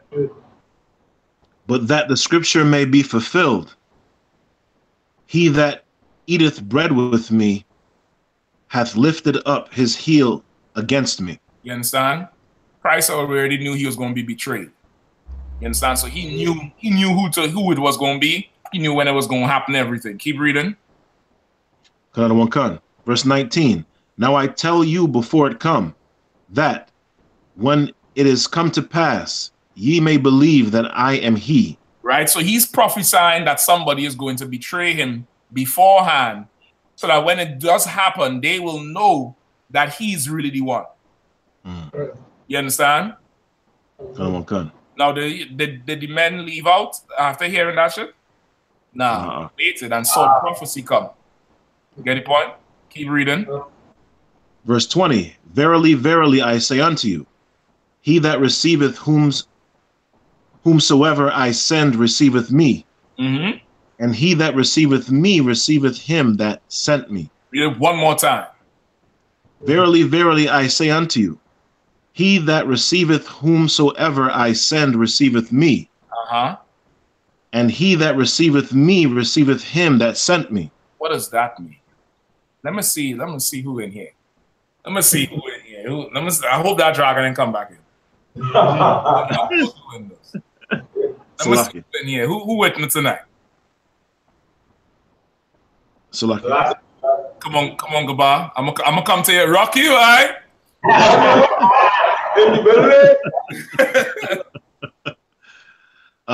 Surely, surely, I say unto you, he that receiveth whoever I send, receiveth me. Whoever I send, receiveth. It's talking about rank and order. He that send.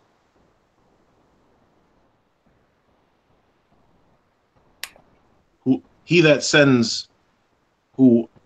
sends who I say send. Yeah, receive. I know you're getting caught up. Don't worry. Yeah, I meant to trip you up. Don't worry. That's why I asked you.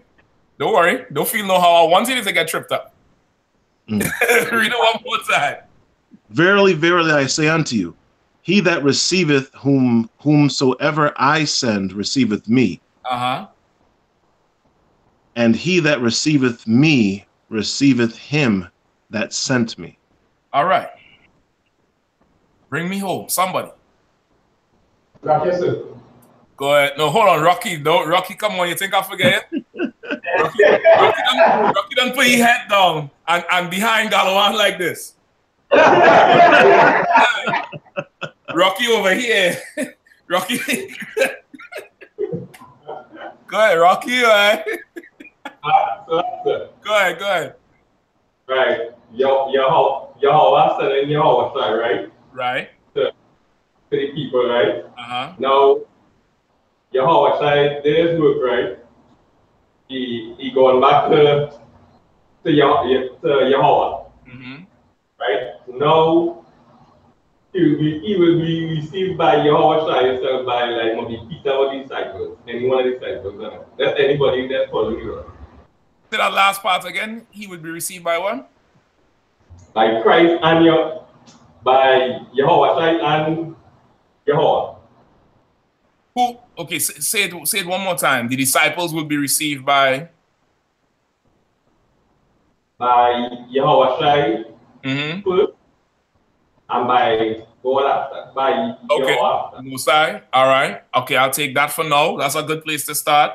All right, Rocky. I thought you was gonna carry me somewhere else. All right, I see you. Who else in the back there? Clyde. Come on, Clyde. Let's go.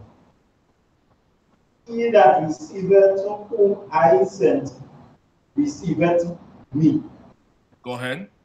Like what you are saying, how can they preach unless they send? If they not sent from the Most High, like how we ordained the first school, the I.S.U.P.K. Basically, give him a hand. Bloody hard. Gunshots. Plap, plap, plap, plap. Bloody hard. Yes, sir. Right? Don't even let him finish. Wheel it again out. Come on. Bring it back again, Clyde. Let me hear you. Basically, go ahead. Whom he chose to send the truth to. And it's them we do it. If anybody else, he ain't dealing with them. Like he said. That's the Bible. That's right there in the Bible. Goodbye. One more time. Let me put it all together. Let me put what Clyde said and Rocky said all the way together so y'all could get it. But both of them, right. Go ahead, say it again. Read it again out. Verily, verily, I say unto you, he that receiveth whomsoever I send receiveth me. So Christ is and he that receiveth. Hold on. Christ is saying, whoever receive who I sent, receiveth me. Christ didn't go teach the brothers in Corinth or Ephesians, right? Right. Who taught those men? Paul did. Paul, yeah.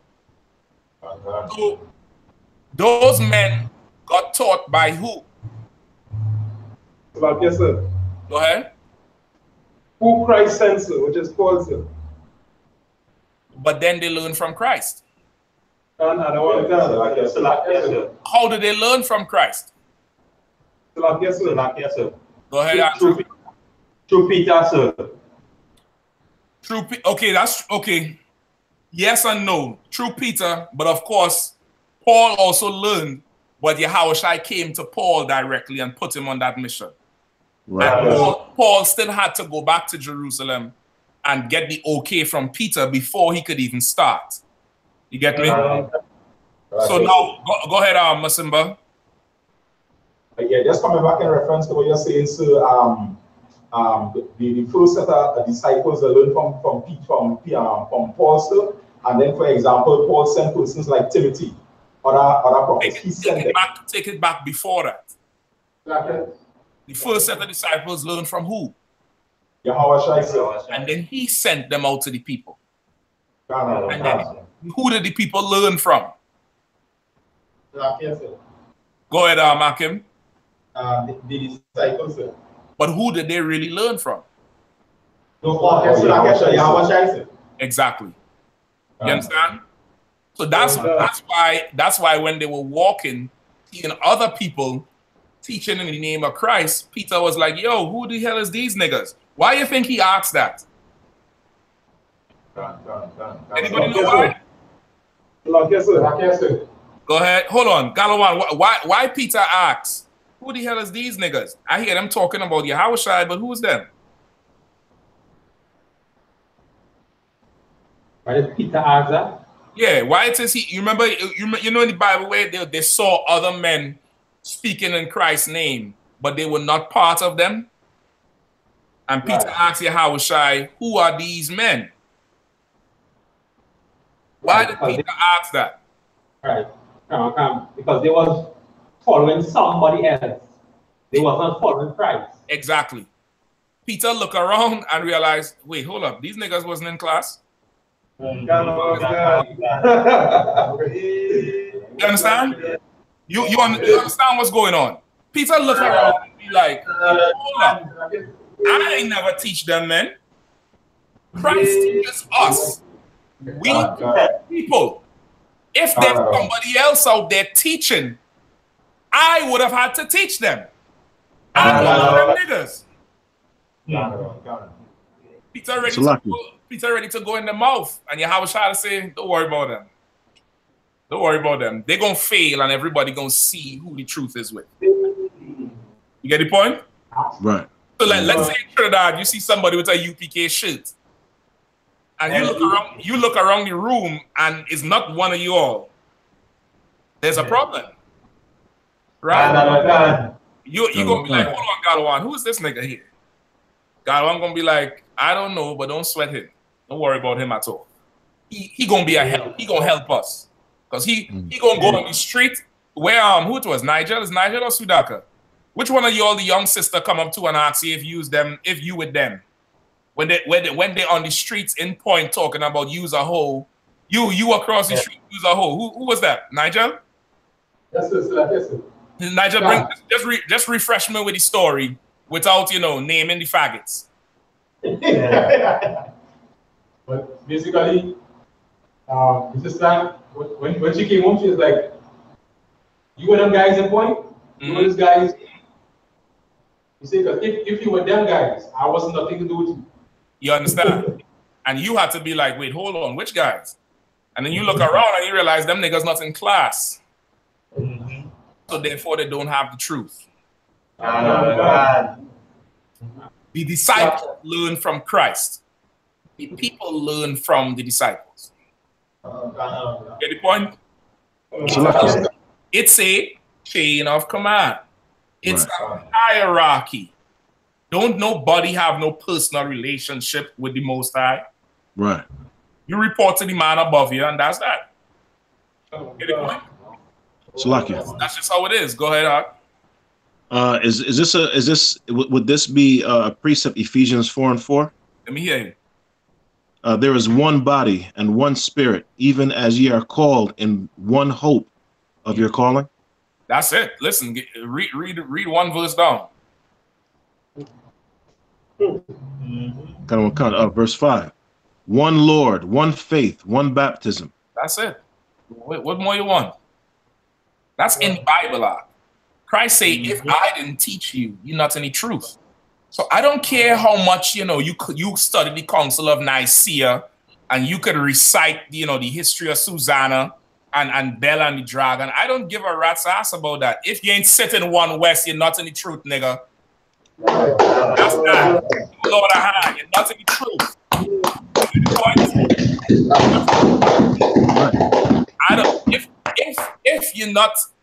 If you don't understand that the sister salutes is Yahweh Shema Alatha Bahashem Yahushai, and don't know how to wrap your head, and don't know the Adbadiam Shabbat stance. If you a sister and you was not taught by brothers in the truth, finish my thought. You are not in the truth. Not in the truth. I was thinking you're a hoe, but I'll take that. Right? I'll take that. Get the point? I don't care about how much Shabbat Shalom and Israel and Yesudi and Akoti and all. You're a hoe. You're hoeing. How do I know? Because I got it in my phone how many times you done message the priest of the Lord trying to get them to deal with you. And then I could see you going with somebody else now. Yeah, ho, you're a shalom ho. You get the point? If you ain't learned from UPK, you're not in the truth. That's in the Bible. Christ said, if I didn't teach you, you are not clean. Christian church is unclean. The Muslim mosque is unclean. The purple faggots is unclean. The millstone men unclean. They're all unclean, but they didn't from UPK. They like to claim One West, but they never learn from One West. That's in the Bible. Y'all keep this breakdown, sow this breakdown into your mind when Satan comes to you. You get the point? You know you ain't because we follow the strict order of Yahushua. Who's that? Go ahead, quickly. So it's a second part precept like in right now when they break down. I call it if they leave, which means there was no change in the first place, which means that them niggas them was never with me, so they could never call themselves One West. Listen, I don't know what else to tell you. I don't know what else to say. I know I'll be waking up every day praying to wake up tomorrow in One West. That's all. Get the point? I love this school. I cherish this school, cherish the brotherhood in here, cherish the experience. I cherish the blessings and the punishments. I cherish the good times and the bad times. It's all good. It's all good in the hood. You understand? Now, we're going to go over about 25 minutes. I was trying to pack it into 9, but go now to Matthew 13. Quickly.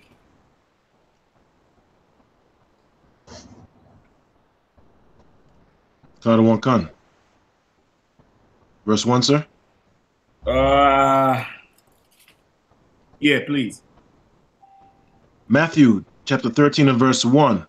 The same day went Yahushua out of the house and sat by the seaside. Verse 2. And great Hold on, Salaki. I forget goodbye. You've been reading all night. You can take a break out. Somebody else pick it up for goodbye.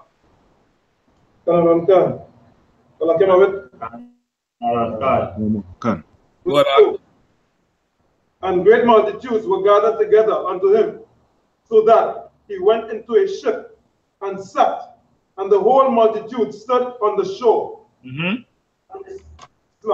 And he spake many things unto them in parables, saying, Behold, a sower went forth to sow.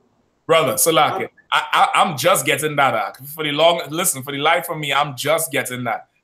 Brother, that's a bad color. Christ is a bad. Get Christ a high. Good night. Brother, he haven't camped on the water. Good night. He haven't camped on the water. The boat is the podium. Into the multitude, they're on the shore. He on the water. Listen, I don't know about you all that. Salaki, I'm Galawan, you'll find a spot for me. Let's have camp and chill out. It's like that. Yeah, boat.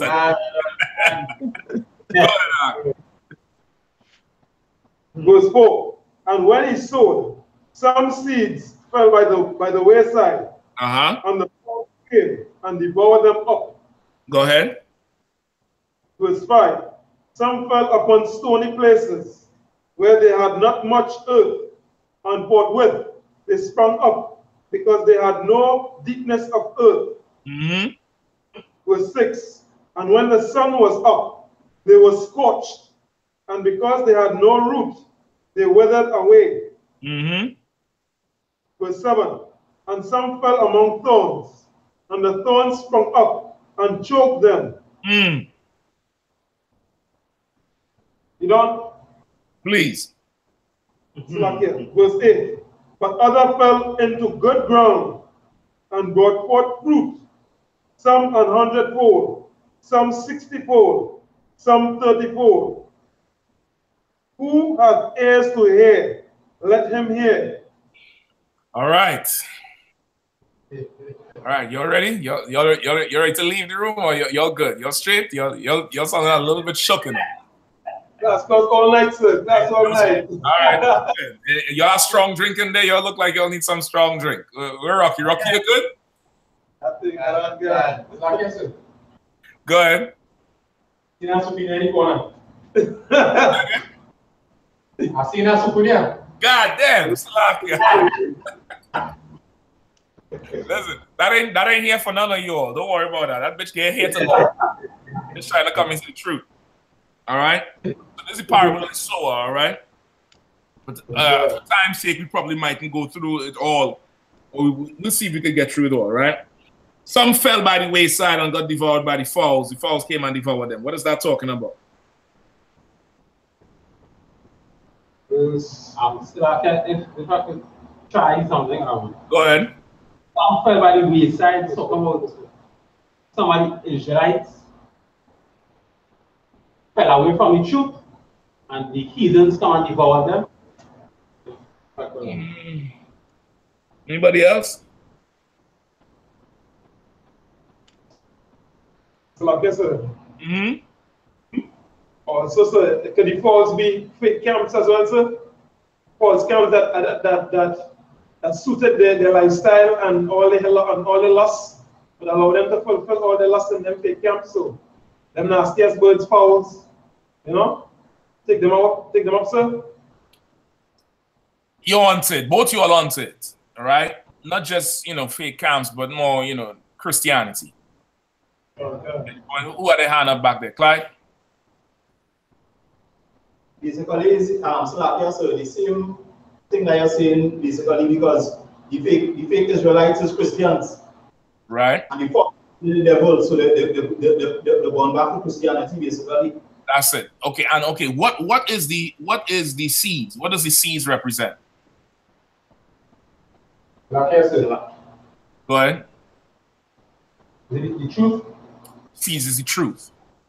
Keep that in mind, right? Truth. So the truth, it didn't take root, it fall on the side.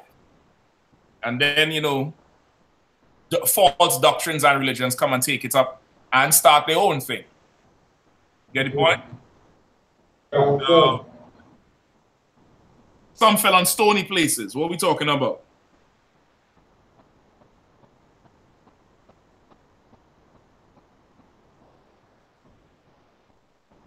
Like I said, Go ahead. does it mean like some person hear the truth and they dismiss it outright?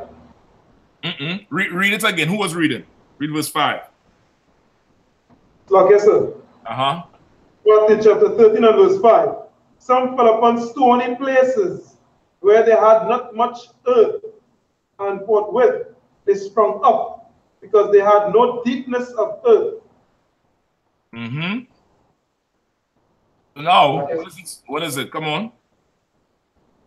Is it saying that some person heard the truth, hear with gladness, but then a little while after they just fall off the grid, go back to Christianity? Right? Somebody who hears it, they receive it. They're happy about it, but they don't fully apply it to themselves. You understand? They don't fully apply. That's why they say they have no depth and they have no deepness in the earth. You get the point? Like they didn't let the thing take root in them. You understand? That's the Christ was black? Yeah, man. Did you know we're the Jews? But there's no tie. There's no, no, stop shaping up. There's no, Passover. They didn't start to do no work. You get me? They didn't start practicing the scripture. You ever hear the scripture say where they say the truth is like a song? Oh God. Right? For some people, this is like a song, a good song. They like to hear it. They like to hear it, and Lord be with them. Lord allow they get some strength and come up in here. But sometimes that's how it be. Right? Go ahead. Verse 6. And when the sun was up, they were scorched, and because they had no root, they withered away. All right, and when the sun was up, they got scorched, and they had no roots, so they dry up right there. What is that talking about? Like, listen. Uh-huh. Some represent the pressures of life, tribulation, trials. Mm-hmm. And when they faced them, because they had no root, they didn't believe, so their faith wasn't a place that would hold them up. They hold on to the truth. So they went and far away in a corner. All right. Nigel? It said, you know, you hear the truth and you start to believe, but your auntie and your cousin and everybody else to say, well, what's your parents is this? What kind of, you know, the external pressure from family and the church people, and they say, okay, well, we'll just forget it. Mm-hmm. Mm-hmm. Clyde? So like I said, it would persecution also goes in not only from family, but also from being in the U.P.K. culture. For instance, like how we go through the Hebrew Academy and we had one job. Now I know I have some brothers and things who basically they learn Deuteronomy, break down what to come and do the work. That type of persecution, they wouldn't step forward in that.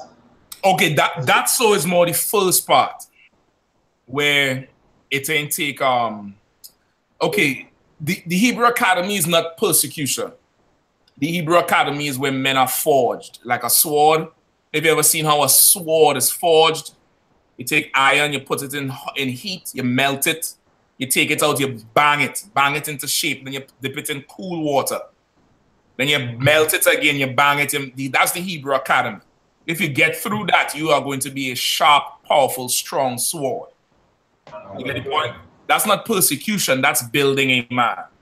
But you were right in that some men would be like, wait, you had to go through all that? Nah, I don't believe you had to go through that. That's not in the Bible. I don't understand why. You get the point? So that's also the first one. But this is here, as I said, the persecution with the family. Family start turning on you. You know, sometimes you're living with your parents, they kick you out of the house. Your woman, you know, rise all the way up against you. And if you don't have roots, if you don't have strong roots, just like a tree that don't have deep roots, when the wind comes, it blow over, right? If you don't have strong roots, you are now going to start hating the truth for the sake of the love of the people. You understand? You're gonna now be like, yeah, this, you know, they're saying the truth, but they're just too militant. You don't have to go on the street to believe Christ is black. You get the point? It's like that. Yeah.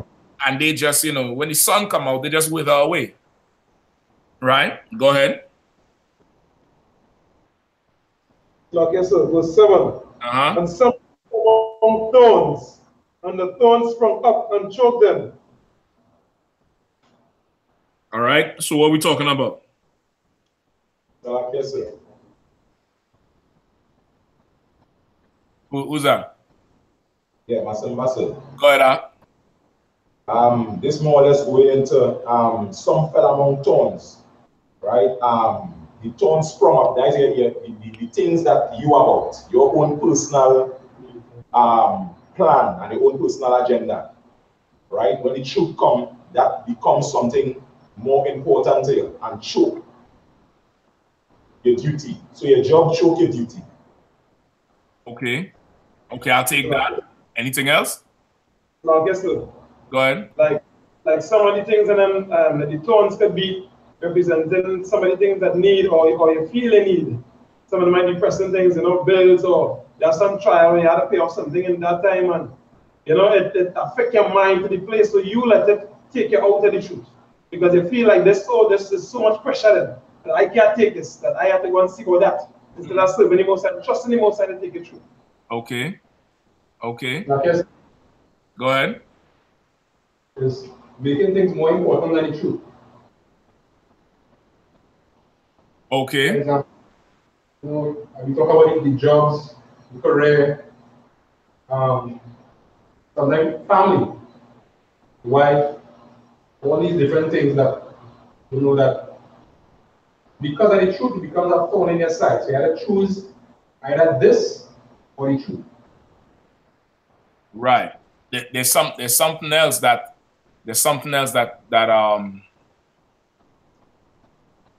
he ain't fully given. Okay, but it should come that. Say again?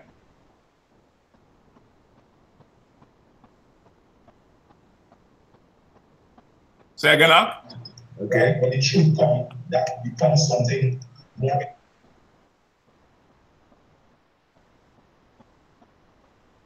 Hold on, your time out there. The truth what?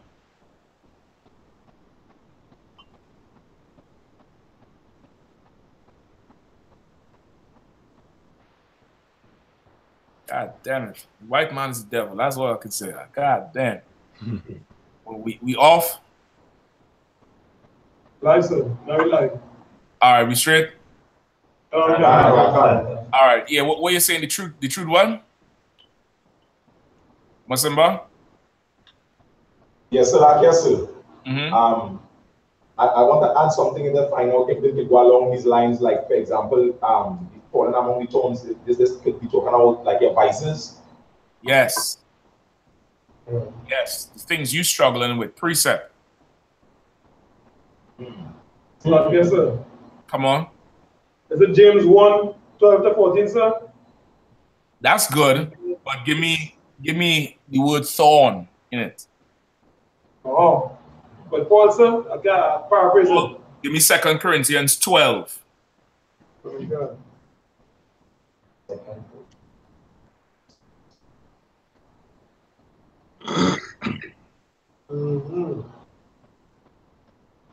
Right. What's up, sir? Yeah, let me hear it. All right, hold on, came a bit. All right, 2 Corinthians chapter 12 verse 7. Unless I should be exalted above measure through the abundance of the revelations, there was given to me a thorn in the flesh, the messenger of Satan, to buffet me, lest I should be exalted above measure. Right? Like Paul had something he would struggle with. Okay. You get the point? He had something that would mess with him. You understand? Not that he gave into it and sinned, but this particular thing would mess with him so much so it would, bother him in his work. You understand? But he still did the work. That's the point. Some people can't continue in doing the work because of their personal weaknesses of the flesh. So, like you said, go ahead. Like a thorn sticks you. It's uncomfortable. Yeah, it's uncomfortable. It's like imagine you have a thorn in your hand, or in the islands, you say you have a picker in your hand, or a splinter. Anybody ever walk on wood floors? You get a splinter in your toe. You could walk until you had a tiptoe, and then it hurt you a little bit. You get the point? So it's like that. Now, some people could still push through it. Other people is like, I can't do this today because my finger have a piece of glass in it. You understand?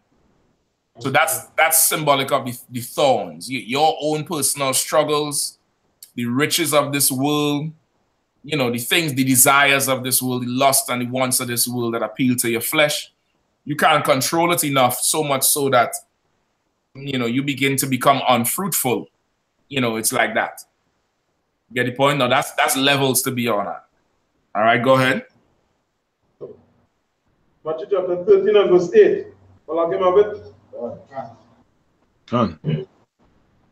But other fell into good ground and brought forth fruit, some 100-fold, some 60-fold, some 30-fold. Go ahead. Who hath ears to hear, let him hear. So now, what is the good ground? Yes, sir. Go ahead. I'm not trying to endure to the answer. I need a little bit more. Yes, sir. Go ahead. Those who pass through one west. Say it again. Say it again. Say it again. Through one west. Those who come through one west, brother. That's the good ground. Okay. Hold on. You ain't finish it. That's half of it. Come on, yeah. Those who come through 1 West under commanding General Yohanna. And stayed in 1 West. Stayed to the end. You understand? Commanding General Yohanna is the only man that stayed. The point? He stayed. He's still here. He's still here. You understand? And that's every man's burden and duty. With leadership like that, brother, only a traitor could leave. Right. That could put his sword down. Imagine in the spirit, we all have swords guarding each other, watching over each other. And imagine now something messing with you, and you put your sword down, so you ain't guarding your brother no more. You ain't fighting no more. Now I got 2 enemies to fight because your ass too weak to keep your sword up. You understand? If something bothering you, stick your sword in the ground and raise your shield. Take a break. Breathe in. But don't desert the army. Don't show that this truth take root in you. Stand strong with this thing up. Stand strong with it. Raise other men to keep that sword up and fight also. You understand? Do it. You get the point? Now, the seed is the truth. And the UPK is that fertile ground which bringing forth fruit. Some 90-fold, some 60-fold, some 30-fold, right? Right. Skip to verse 24. Oh my God. All I can with? All right, come Verse 24, so like yes, sir. God. Another parable put he forth unto them, say, the kingdom of heaven is likened unto a man which sowed good seed in his field. But while men slept, his enemy came and sowed tares among the wheat and went his way. So now, read it again from the top. Book of Matthew chapter 13 and verse 24. Another parable put he forth unto them, saying, the kingdom of heaven is likened unto a man which sowed good seed in his field. Right? Is likened unto a man that soweth good seed. Right? Into his field. Go ahead. Verse 26, verse 25, but while men slept, his enemy came and sowed tares among the wheat and went his way. What are the tares that the enemy sowed among the wheat? Who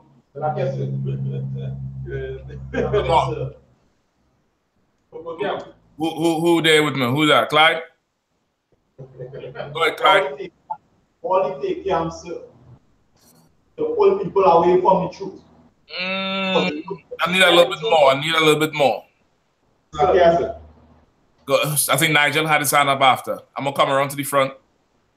Like I said, example, those who were in 1 West, some still, and the rest, no. Let me hear some more. Okay. So like I said, go ahead. The good seed is the truth. And the tares is the false doctrine. Give Akim a hand. I'm ready. Akim, come sneak up there and put the knife in your 5th rib and twist it and leave. All right. Now, what you all were saying, the 2 answers before, that was correct. But how Akim said it was simple and to the point that anybody could understand. And that's how you always want to formulate the answer. Right? The good seed, the wheat, is the truth. The tares is false doctrines. Right? You have people that teach the wheat is Israel and the tares is not Israel or mixed breed or biracial people. You understand? That's a doctrine of the Christian church. That teaching is a tear. That's not what the teaching is. That's why they say, let the wheat grow with the tares, meaning what?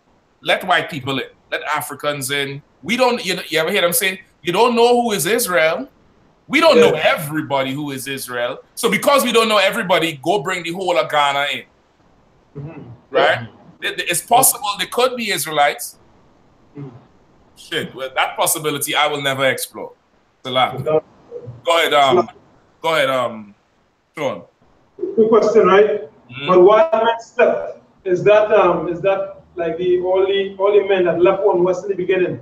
While men slept, while they lead the truth, and when they start their own thing, then his enemy came and sowed tears among them. Then the white men sowed false doctrine into them. Not so much. That part of it is not so much symbolic or anything. It's like, just think like a farmer. Think like a farmer. He does his work. He dig up the soil. He plant it. He put seed in there. And he go to rest to come out the next day to watch it grow. And while he resting, somebody else come and put false doctrine in the ground. You understand? Just think of it like that. While the teacher is not there. Let's put it like that. Like class is done. Now, you know, the Muslim walk up to Andrew down point with the bow tie. Hey, brother, here's a bean pie. Here's the final call. Do you know who Farrakhan is? Right? Sean, you go up at Rima. The Jehovah Witness come to you. You get the point while the teacher is not there. You get what I'm saying? It's more like that. It's not so symbolic of that part is not so symbolic. It's, you know, it's giving you a parable, he's giving you an example for you to understand it. You get me? Okay. Go ahead. So what is the example of you teaching your kids, and when they go to school, the system teach them Christmas and perfect example. Perfect example.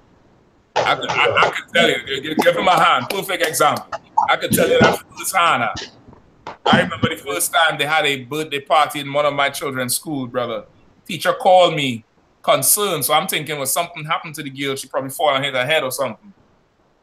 They, you know, say, well, listen, when you come in to pick her up, you know, we'd like to speak to you. So I said, well, God damn. You know what I mean? I have a daughter there, brother. I want to know if she's a Maccabee or something, brother. She whoops white boys' ass like it ain't, you know, no joke. Right? Yeah, the whole thing up. She ain't like that no more, but, you know. So I go on to school, the teacher tell me, you know, we have a concern, you know, about her behavior. See, do you know she doesn't know the happy birthday song? And to them, it's a concern. You get the point? To them, it's a big concern. But of course, I had to explain the whole thing to them and blah, blah, blah, blah, blah. But for people in the world, that's a doctrine that matters. For us, it doesn't. Any point? So that's a good example. That's a good way for you to understand it. You understand? Okay. So the tears is other doctrines that come in and grow amongst the truth. And it grow close with the truth, so much so the tears start looking like the wheat. You start saying, well, you know, that's true. Yeah, that's true. When that's not one West. That ain't the seed. That ain't the good seed that's planted into the fertile ground. You teaching something else. That ain't one West. You get the point? What's one West? Blacks, Hispanics, and Native Indians are the children of Israel. You get the point? That's one West. The Magan Dawada is David's signet. It's the shield of David. It's not a star. That's one West. You get the point? A man can have 1,000 women. How much is 1,000? Anybody know what 1,000 is? Tell me when you figure out what number 1,000, and I'll keep stacking them until then. Right? That's one West. Or a brother could choose to have none, and he's still a mighty man. That's one West. You get the point? One West is, you know, your garment must have fringes, a border of blue, and not be feminine. Oh, God. Not everybody wear the same goddamn thing. That's not one West. Right. Yeah, you understand? Sex is marriage. That's one West. Right? Sex is marriage. That's one West. Not a marriage license. That's not one West. You get the point? That's right. You understand? So that whole thing with the wheat and the tares is false doctrine. It's not talking about people who you think are Israelites that may look like heathens or look like Israel, but you know they're heathens, but you ain't sure. That's not what the tares is. The tares is false doctrines that come up in here. You understand? Your father is an Israelite, you're a goddamn Israelite. The end of story. That's it. You're done. You're in here. You're with us now. Congratulations, you're a nigga. Right? That's it. End of story. I don't care who else, where the other side come from. That was good seed. You get the point? You're good seed. Don't worry which ground you was planted in. You good seed. You're going to be right here with us. No problem. But in this parable, the wheat and the tares, the wheat represents the truth. The tares represents, false doctrines, false philosophies. You get the point? Right? Just read down a little bit more. Keep reading. Let's finish this off. Good. Verse 26. But when the blade was sprung up and brought forth fruit, then appeared the tares also. So the servants of the householder came and said unto him, Sir, dost not thou sow good seed in thy field? From whence then hath it tares? Right? He said, listen, you teach a good class. I see what you teach. What you teach is one West. So if what you teach is one West, what the hell is they talking about? You understand? If you plant good seed, where these tares come from? Where's this new doctrine come from? You ever see sometimes in class somebody asks something and then Jeremiah Hyman is like, and where you heard that? Okay, where that question come from? I don't understand. Make me understand. Because he already knows that's not one West. Just by your question, somebody will know you done been listening to somebody else. You done been, you done been turning off the, the shield coming in and the fire and the gunshots. And then you turn on Creflo. You turn on some TD Jakes. You have a little tambourine under your pillow. It's gonna come out. Don't worry. Don't worry about it. You understand? You go to sleep as the tambourine. Clink, shling. Get the point? And you're gonna come and ask some Christian ass question, and then he's like, that shit ain't one West. That's not one West. You get the point? No, don't nobody think you can't ask questions. You can. Just know this is the truth. Once again, the whole thing about the night is the I.S.U.P.K. is the home of the truth. It's always gonna be the home of the truth. And always will be the home of the truth. All right? If it's not UPK and the Command Gen.YAHANNA, you're not in the truth. All right, keep reading. Quickly. Verse 28. He said unto them, an enemy hath done this. The servant said unto him, wilt thou then that we go and gather them up? Now you understand why Peter wanted to step to them niggas who was talking on the street. You understand? When the servant say, listen, when the farmer said, listen, an enemy plant these. You understand? When people see us kirk out on somebody bringing some false doctrine, what do they automatically say about UPK? Oh, y'all full of hate. Y'all hate your brothers. Nigga, that doctrine is hate. That doctrine is unclean. That doctrine is foul mouth. You understand? An enemy will teach you that God loves everybody. While blacks and Hispanics die daily, the enemy will teach God love everybody. You understand? The enemy will tell you, forgive the white man for slavery. Forgive the Eastern and the Chinese and the African for what they did. Your enemy will tell you that. You understand? And we go to war with your enemy. Right. You understand? This is not about hate. This is about defending righteousness. It's not about hate. Because nobody defends righteousness. You get the point? Right. It's righteous and holy to say blacks, Hispanics, and Native Indians are God's chosen. The kingdom of heaven is only for blacks, Hispanics, and Native Indians. It's righteous to say that. Nobody defends that. That's why we go so hard against anybody bringing a false doctrine. Right, Sean, what is going to say something? So at that moment, sir, anytime somebody bring that garbage, that bullshit to me, sir, I can say I can call them on bullshit and say stop talking filthy communication to us. Yes, you can, but Sean, call me for counsel first, Sean. Call Galawan. Sean looked like he ready to start the prison program. So like it. Don't cut two heads off and be like, listen, y'all, listen, the one West. Raise up the camp behind bars. Nah, I'm just teasing y'all, but I feel your fire with that shit. That's what you call filthy communication. To talk about filthy communication, God loves everybody is filthy communication. Right? Jesus loves me, this I know, for that bullshit is filthy communication.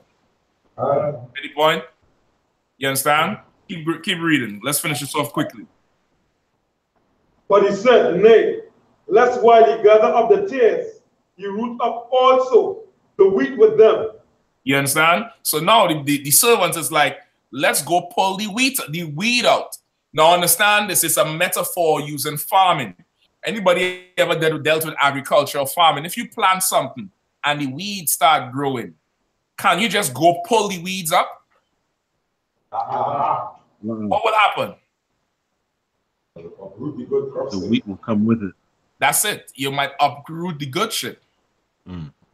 So you know you put down good crops.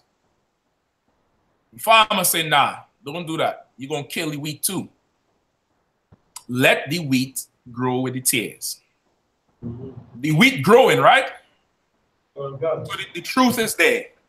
Even though the tares coming up amongst it and you could see the tares. Let the tares grow, no problem. Keep reading. Verse 30. No, read 29 one more. Read 29 one more. No. But he said, nay, lest while ye gather up the tares, you root up also the wheat with them. Go ahead. Verse 30. Let both grow together until the harvest. Until when? Until the harvest. Until when? Until the harvest. Until the harvest. Till that judgment come. When that sky break, we're going to see all who is who. We're going to see who the wheat and the tares is. No problem. We're going to see who going to get killed and who going to get taken. Get the point? Keep going. And in the time of harvest, I will say to the reapers, gather ye together first the tares, and bind them in bundles to burn them. But gather the wheat into my barn. That's it. See, I would tell the harvesters, take the tares up first. Put them all together, gather them all together. The tares gonna say, yeah, boy, we're coming together, and burn them. Put them in a bundle of tares, a bundle. Well, anybody know what a bundle of sticks is called? Faggots. Faggot. Put them together and burn them. Just bundle them all, bundle the trash all together and burn it, burn it out. Right? So that's what the wheat and the tares is. This is the home, this is good ground, fertile ground. This is where good seed grows. You understand? Go ahead. So you said the tares that we gather first will be all the Christians who want to win the rapture to go to heaven? The tares is everybody who did not learn from West. That's it. It's simple. Christ taught certain men. If those men did not teach you directly, you're a tear. Not you a tear, but what you're learning is a tear. You get the point? I want you to be clear. The doctrine is the tears. Tears is not a people. It's definitely doctrine, but of course, the people that believe the doctrine, become that. You get me?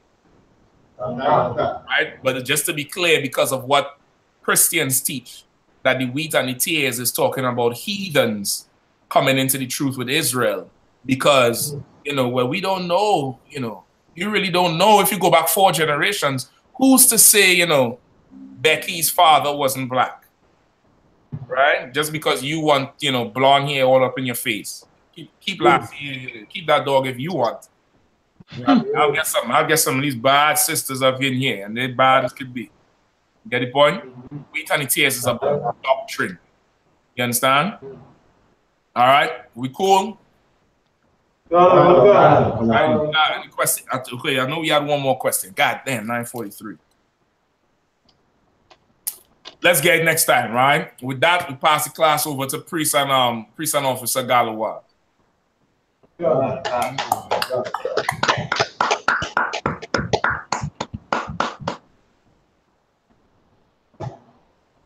Yeah, your announcements up? Okay. Security announcements. We are the I.S.U.P.K out of 1 West 125th Street, Harlem, New York, under Commander General YAHANNA. New rules for brothers and sisters. When a new brother or a sister comes into the school, they are off limits for 6 months. They are to be saluted only. They are here to shed themselves on the world. After 6 months, if a brother or a sister has an interest in a particular person, he or she must get permission from the head to speak to a brother or a sister. There is another 6 months in which the brother or sister will court each other. After this 6 months period, the brother or sister will get permission from the head to marry. Tithes, which is a commandment. You can find this in Numbers 18 and 21 and Malachi chapter 3, 8 to 10. It means 10th in Hebrew and it's pronounced Ma'ashariah. Right? Ma'ashara. Okay. 10% of every penny of any increase the Lord gives you, give to the treasury department or teacher. Priest fund, free will offering for priests, not mandatory. Whatsoever amount you would like to give. Upcoming Holy Convocation. Remind Akiam and Aquafiam to check on social media such as ISUPK.com, Facebook, Twitter, YouTube, and so on for I.S.U.P.K events and materials. If a brother wants to be a trooper in the school, then he has to start wearing all black, which includes black boots, like shirts, like pants, like headband, or scarf. Okay.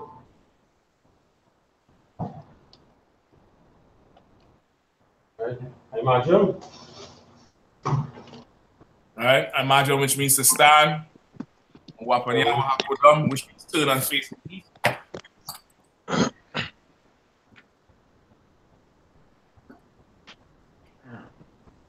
All right. We're going to say the Lord's Prayer in Hebrew.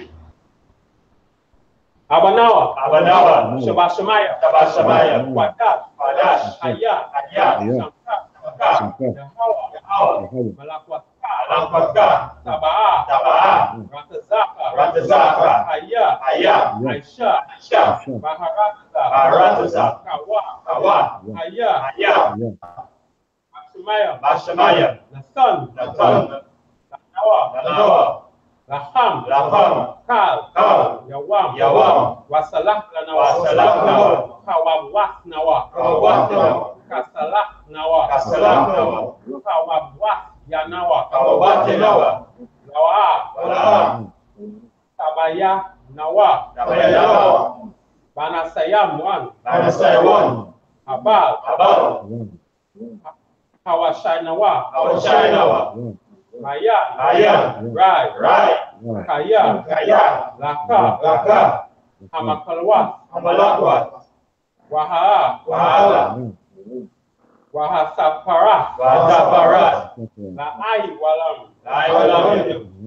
Haman. In English, our Father, which art in heaven, thy kingdom come. Thy kingdom come. Thy will be done.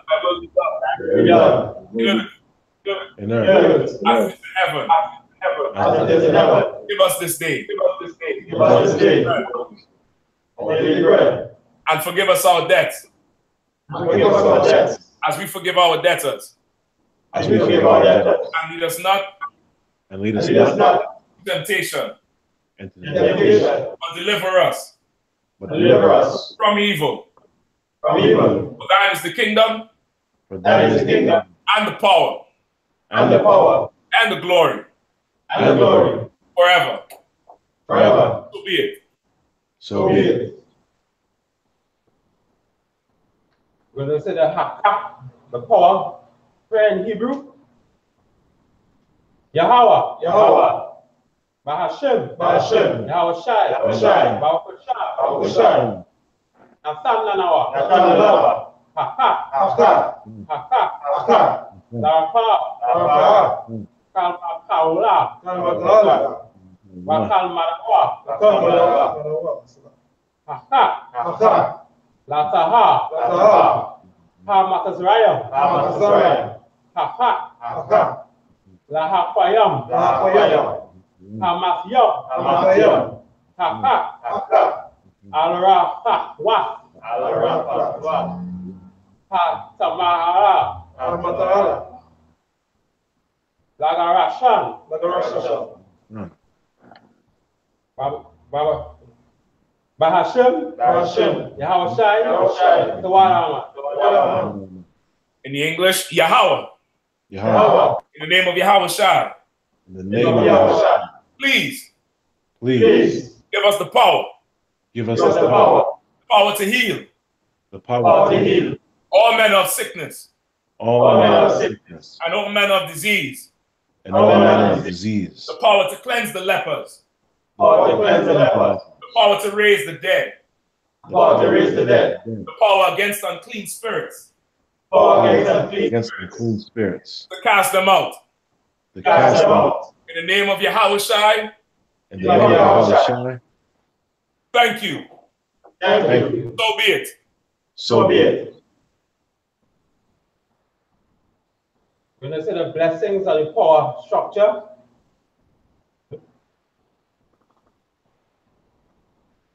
Barak Hasa, Barakatah, Yahweh, Yahweh, Wa Yahweh Shai, Shai, Wa Ma Yakala, Amatala, Wa Yahayam, Yahayam, right? Mataza Baya, Atasabaya, Alawa, Alawa, Yahanna, Yahanna, Alaha Wat Yam, Alawa, Hazarayan, Azariah, Hakwataza Yan Yam, Hakwataza Yan Yam, Yam, Ha Ha Ya Yal Yam, Hold on. It's Hakayal Yam. Hakayal Yam. Hakayal Yam. Haka Ya Yal Yam, Go ahead. Waha Ah Was Yan, Yahweh, Yahweh, Bahashim, Bahashem, Yahweh Shai, Shai, Tawarama. Tawarama, All right. In the English, bless you, Yahweh. Bless you, Yahweh. And Yahweh Shai. And Yahweh Shai. And Michael. And Michael. And the angels. and the angels, Commanding General Yohanan. Commanding General Yohanan. The generals. Generals. The captains. Captains. The officers. Officers. The troopers. troopers, And the sisters. And the sisters. Yahweh. Yahweh. In the name of Yahweh Shai. In the name of Yahweh Shai. Thank you. thank you. So be it. So be it. All right, we're going to say the prayer for the curses. Blessed are you, Yahweh, Blessed are you, Yahweh, King of heaven and earth, King of heaven and earth. and all things living. and all things living. Yahweh. Yahweh. Yahweh, Yahweh Shai. In the name of Yahweh Shai. Listen to us now. listen to us now. Right now. Right now. Send evils and curses and evil and curses, and punishment and destruction, and death to the heathen that speak against us, thy prophets, the teachers, the princes, the priests, Priests, Israelite brothers, and and the school, send evils and curses, send evils and curses, and punishment and destruction, and death to the heathen, and shake loose the pockets of the rich of Israel that refuse to give to the school, force their riches to enter into thy sanctuary, send evils and curses, and punishment and destruction, and death to the Edomites, and the nations, and their drug dealers, the court system, the prison system, Planned Parenthood, all the governments of our enemies, Amalek synagogues and armies, Roman Catholic Church, the Pope, Islam, Christianity, Egyptology, militia, Ku Klux Klan, Aryan Nation, skinheads, Kosi Komatazi, the gay movement, lesbian movement, spies, workers of witchcraft, NASA space programs, Army, Navy, Air Force, Marines, Wall Street, open up the internet, and the airways, the cable access channels, and the radio channels, convict the spirit of any of thy people that seek to stop us and bring swift death to all the heathen that stand in the way or try to stop us from broadcasting your words throughout the planet Earth. Let loose all the terrorists. Cause them to go to and fro. Through the earth. And destroy. Cause the terrorists to come against America. And destroy them. In their strongholds. Let America shake. At the hands of the terrorists. Let Yahweh shine. Michael and Gabriel come down with the flying saucers and kill all the heathen that come up against us as we speak thy word. Cause it to be known by all. It is the angels that had done it. Cause it to be spread through the media. Throughout the whole world. Cause them to shake at thy coming. In the name of Yahweh Shai. Thank you always. So be it. Right. We're going to say the bless Israel in the Hebrew. Yahweh. Bahashem. Yahweh Shai. Barak Tanawa. Wa Yasharala. Wahabaya. Sapariam. Barak. Rapah. Hagan. Kazawoyala. Yashkabawa. Yakazaka Allah. Yakazaka Allah. Gahab. All the brothers and sisters fighting to come into the truth. All the brothers and sisters fighting to come into the truth. Sister Kawana. Sister Kawana. Izar. Heidi and family. Heidi and family. Alright. Claire. That's it. All the men in the I.S.U.P.K. All the men in the I.S.U.P.K. All the sisters in the I.S.U.P.K. All the sisters in the I.S.U.P.K.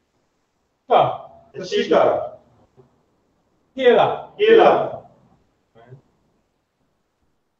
All the brothers and sisters fighting to come into the I.S.U.P.K. All the brothers and sisters fighting to come into the I.S.U.P.K. Goodbye. Carl Box. Laban. Yapa Shayara. Raymond Burrell. Wesley Chapman. All the brothers and sisters struggling to come into the I.S.U.P.K. All the brothers and sisters struggling to come into the I.S.U.P.K. Cool, done. All right. Go ahead. John. Come on. Bless all the sisters, brothers and sisters fighting to come into the I.S.U.P.K. Bless all the brothers and sisters fighting to come to the I.S.U.P.K. All the brothers and sisters of the I.S.U.P.K. Bless all the brothers and sisters of the I.S.U.P.K. Next man. Andrew. Bless all the brothers and sisters coming into the I.S.U.P.K. Bless all the brothers and sisters coming into the I.S.U.P.K. I.S.U.P.K. home of the truth. I.S.U.P.K. home of the truth. Bless Commander General Hanna. Bless Commander General Hanna. Bless Captain Mashak and his family. Bless Captain Mashak and his family. Bless all the families of the I.S.U.P.K. Bless all the families of the I.S.U.P.K. Bless Scaly. Bless Scaly. Bless Zayden. Bless Zayden. Bless Andrew. Bless Andrew. Bless Aisha. Bless Aisha. And his newborn baby to come. And his newborn baby to come. Bless the home of Masimba. Bless the home of Masimba. The home of Sean. The home of Sean. The home of Brother Galawan. The home of Brother Galawan. The home of Rocky. The home of Clyde. The home of Nigel. The home of Akim. Bless Brother Straka. Good. Next man, quick. All brothers and sisters of the I.S.U.P.K. All brothers and sisters of the I.S.U.P.K. All generals, all captains, all troopers.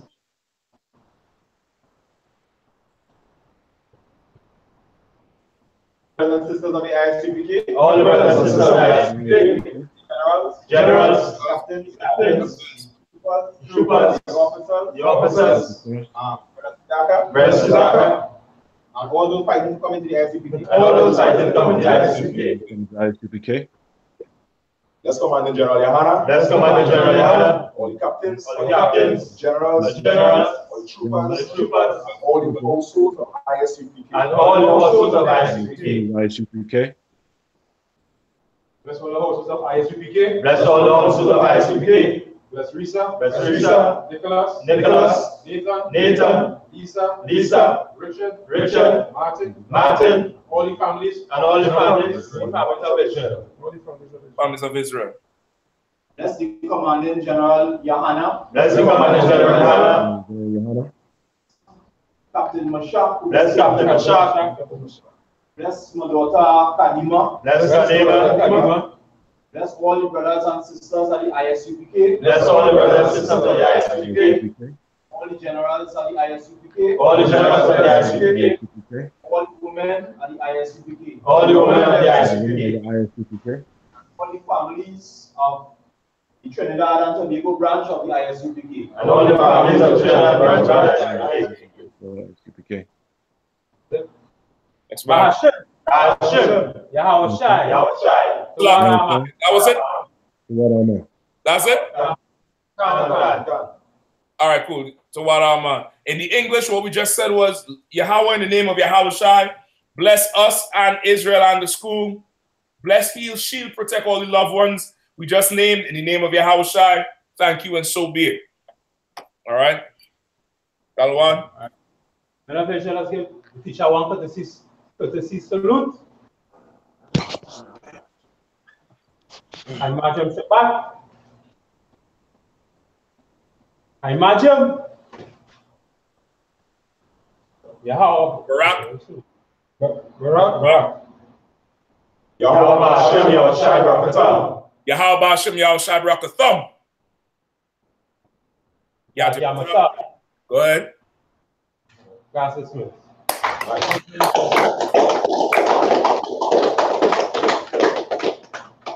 I'll see you working on that Hebrew, Galawan. Man. Good job, good job. Hey, goodbye to water too. Yabashim Shabakatha. Yabashim Shabakatha. He's out.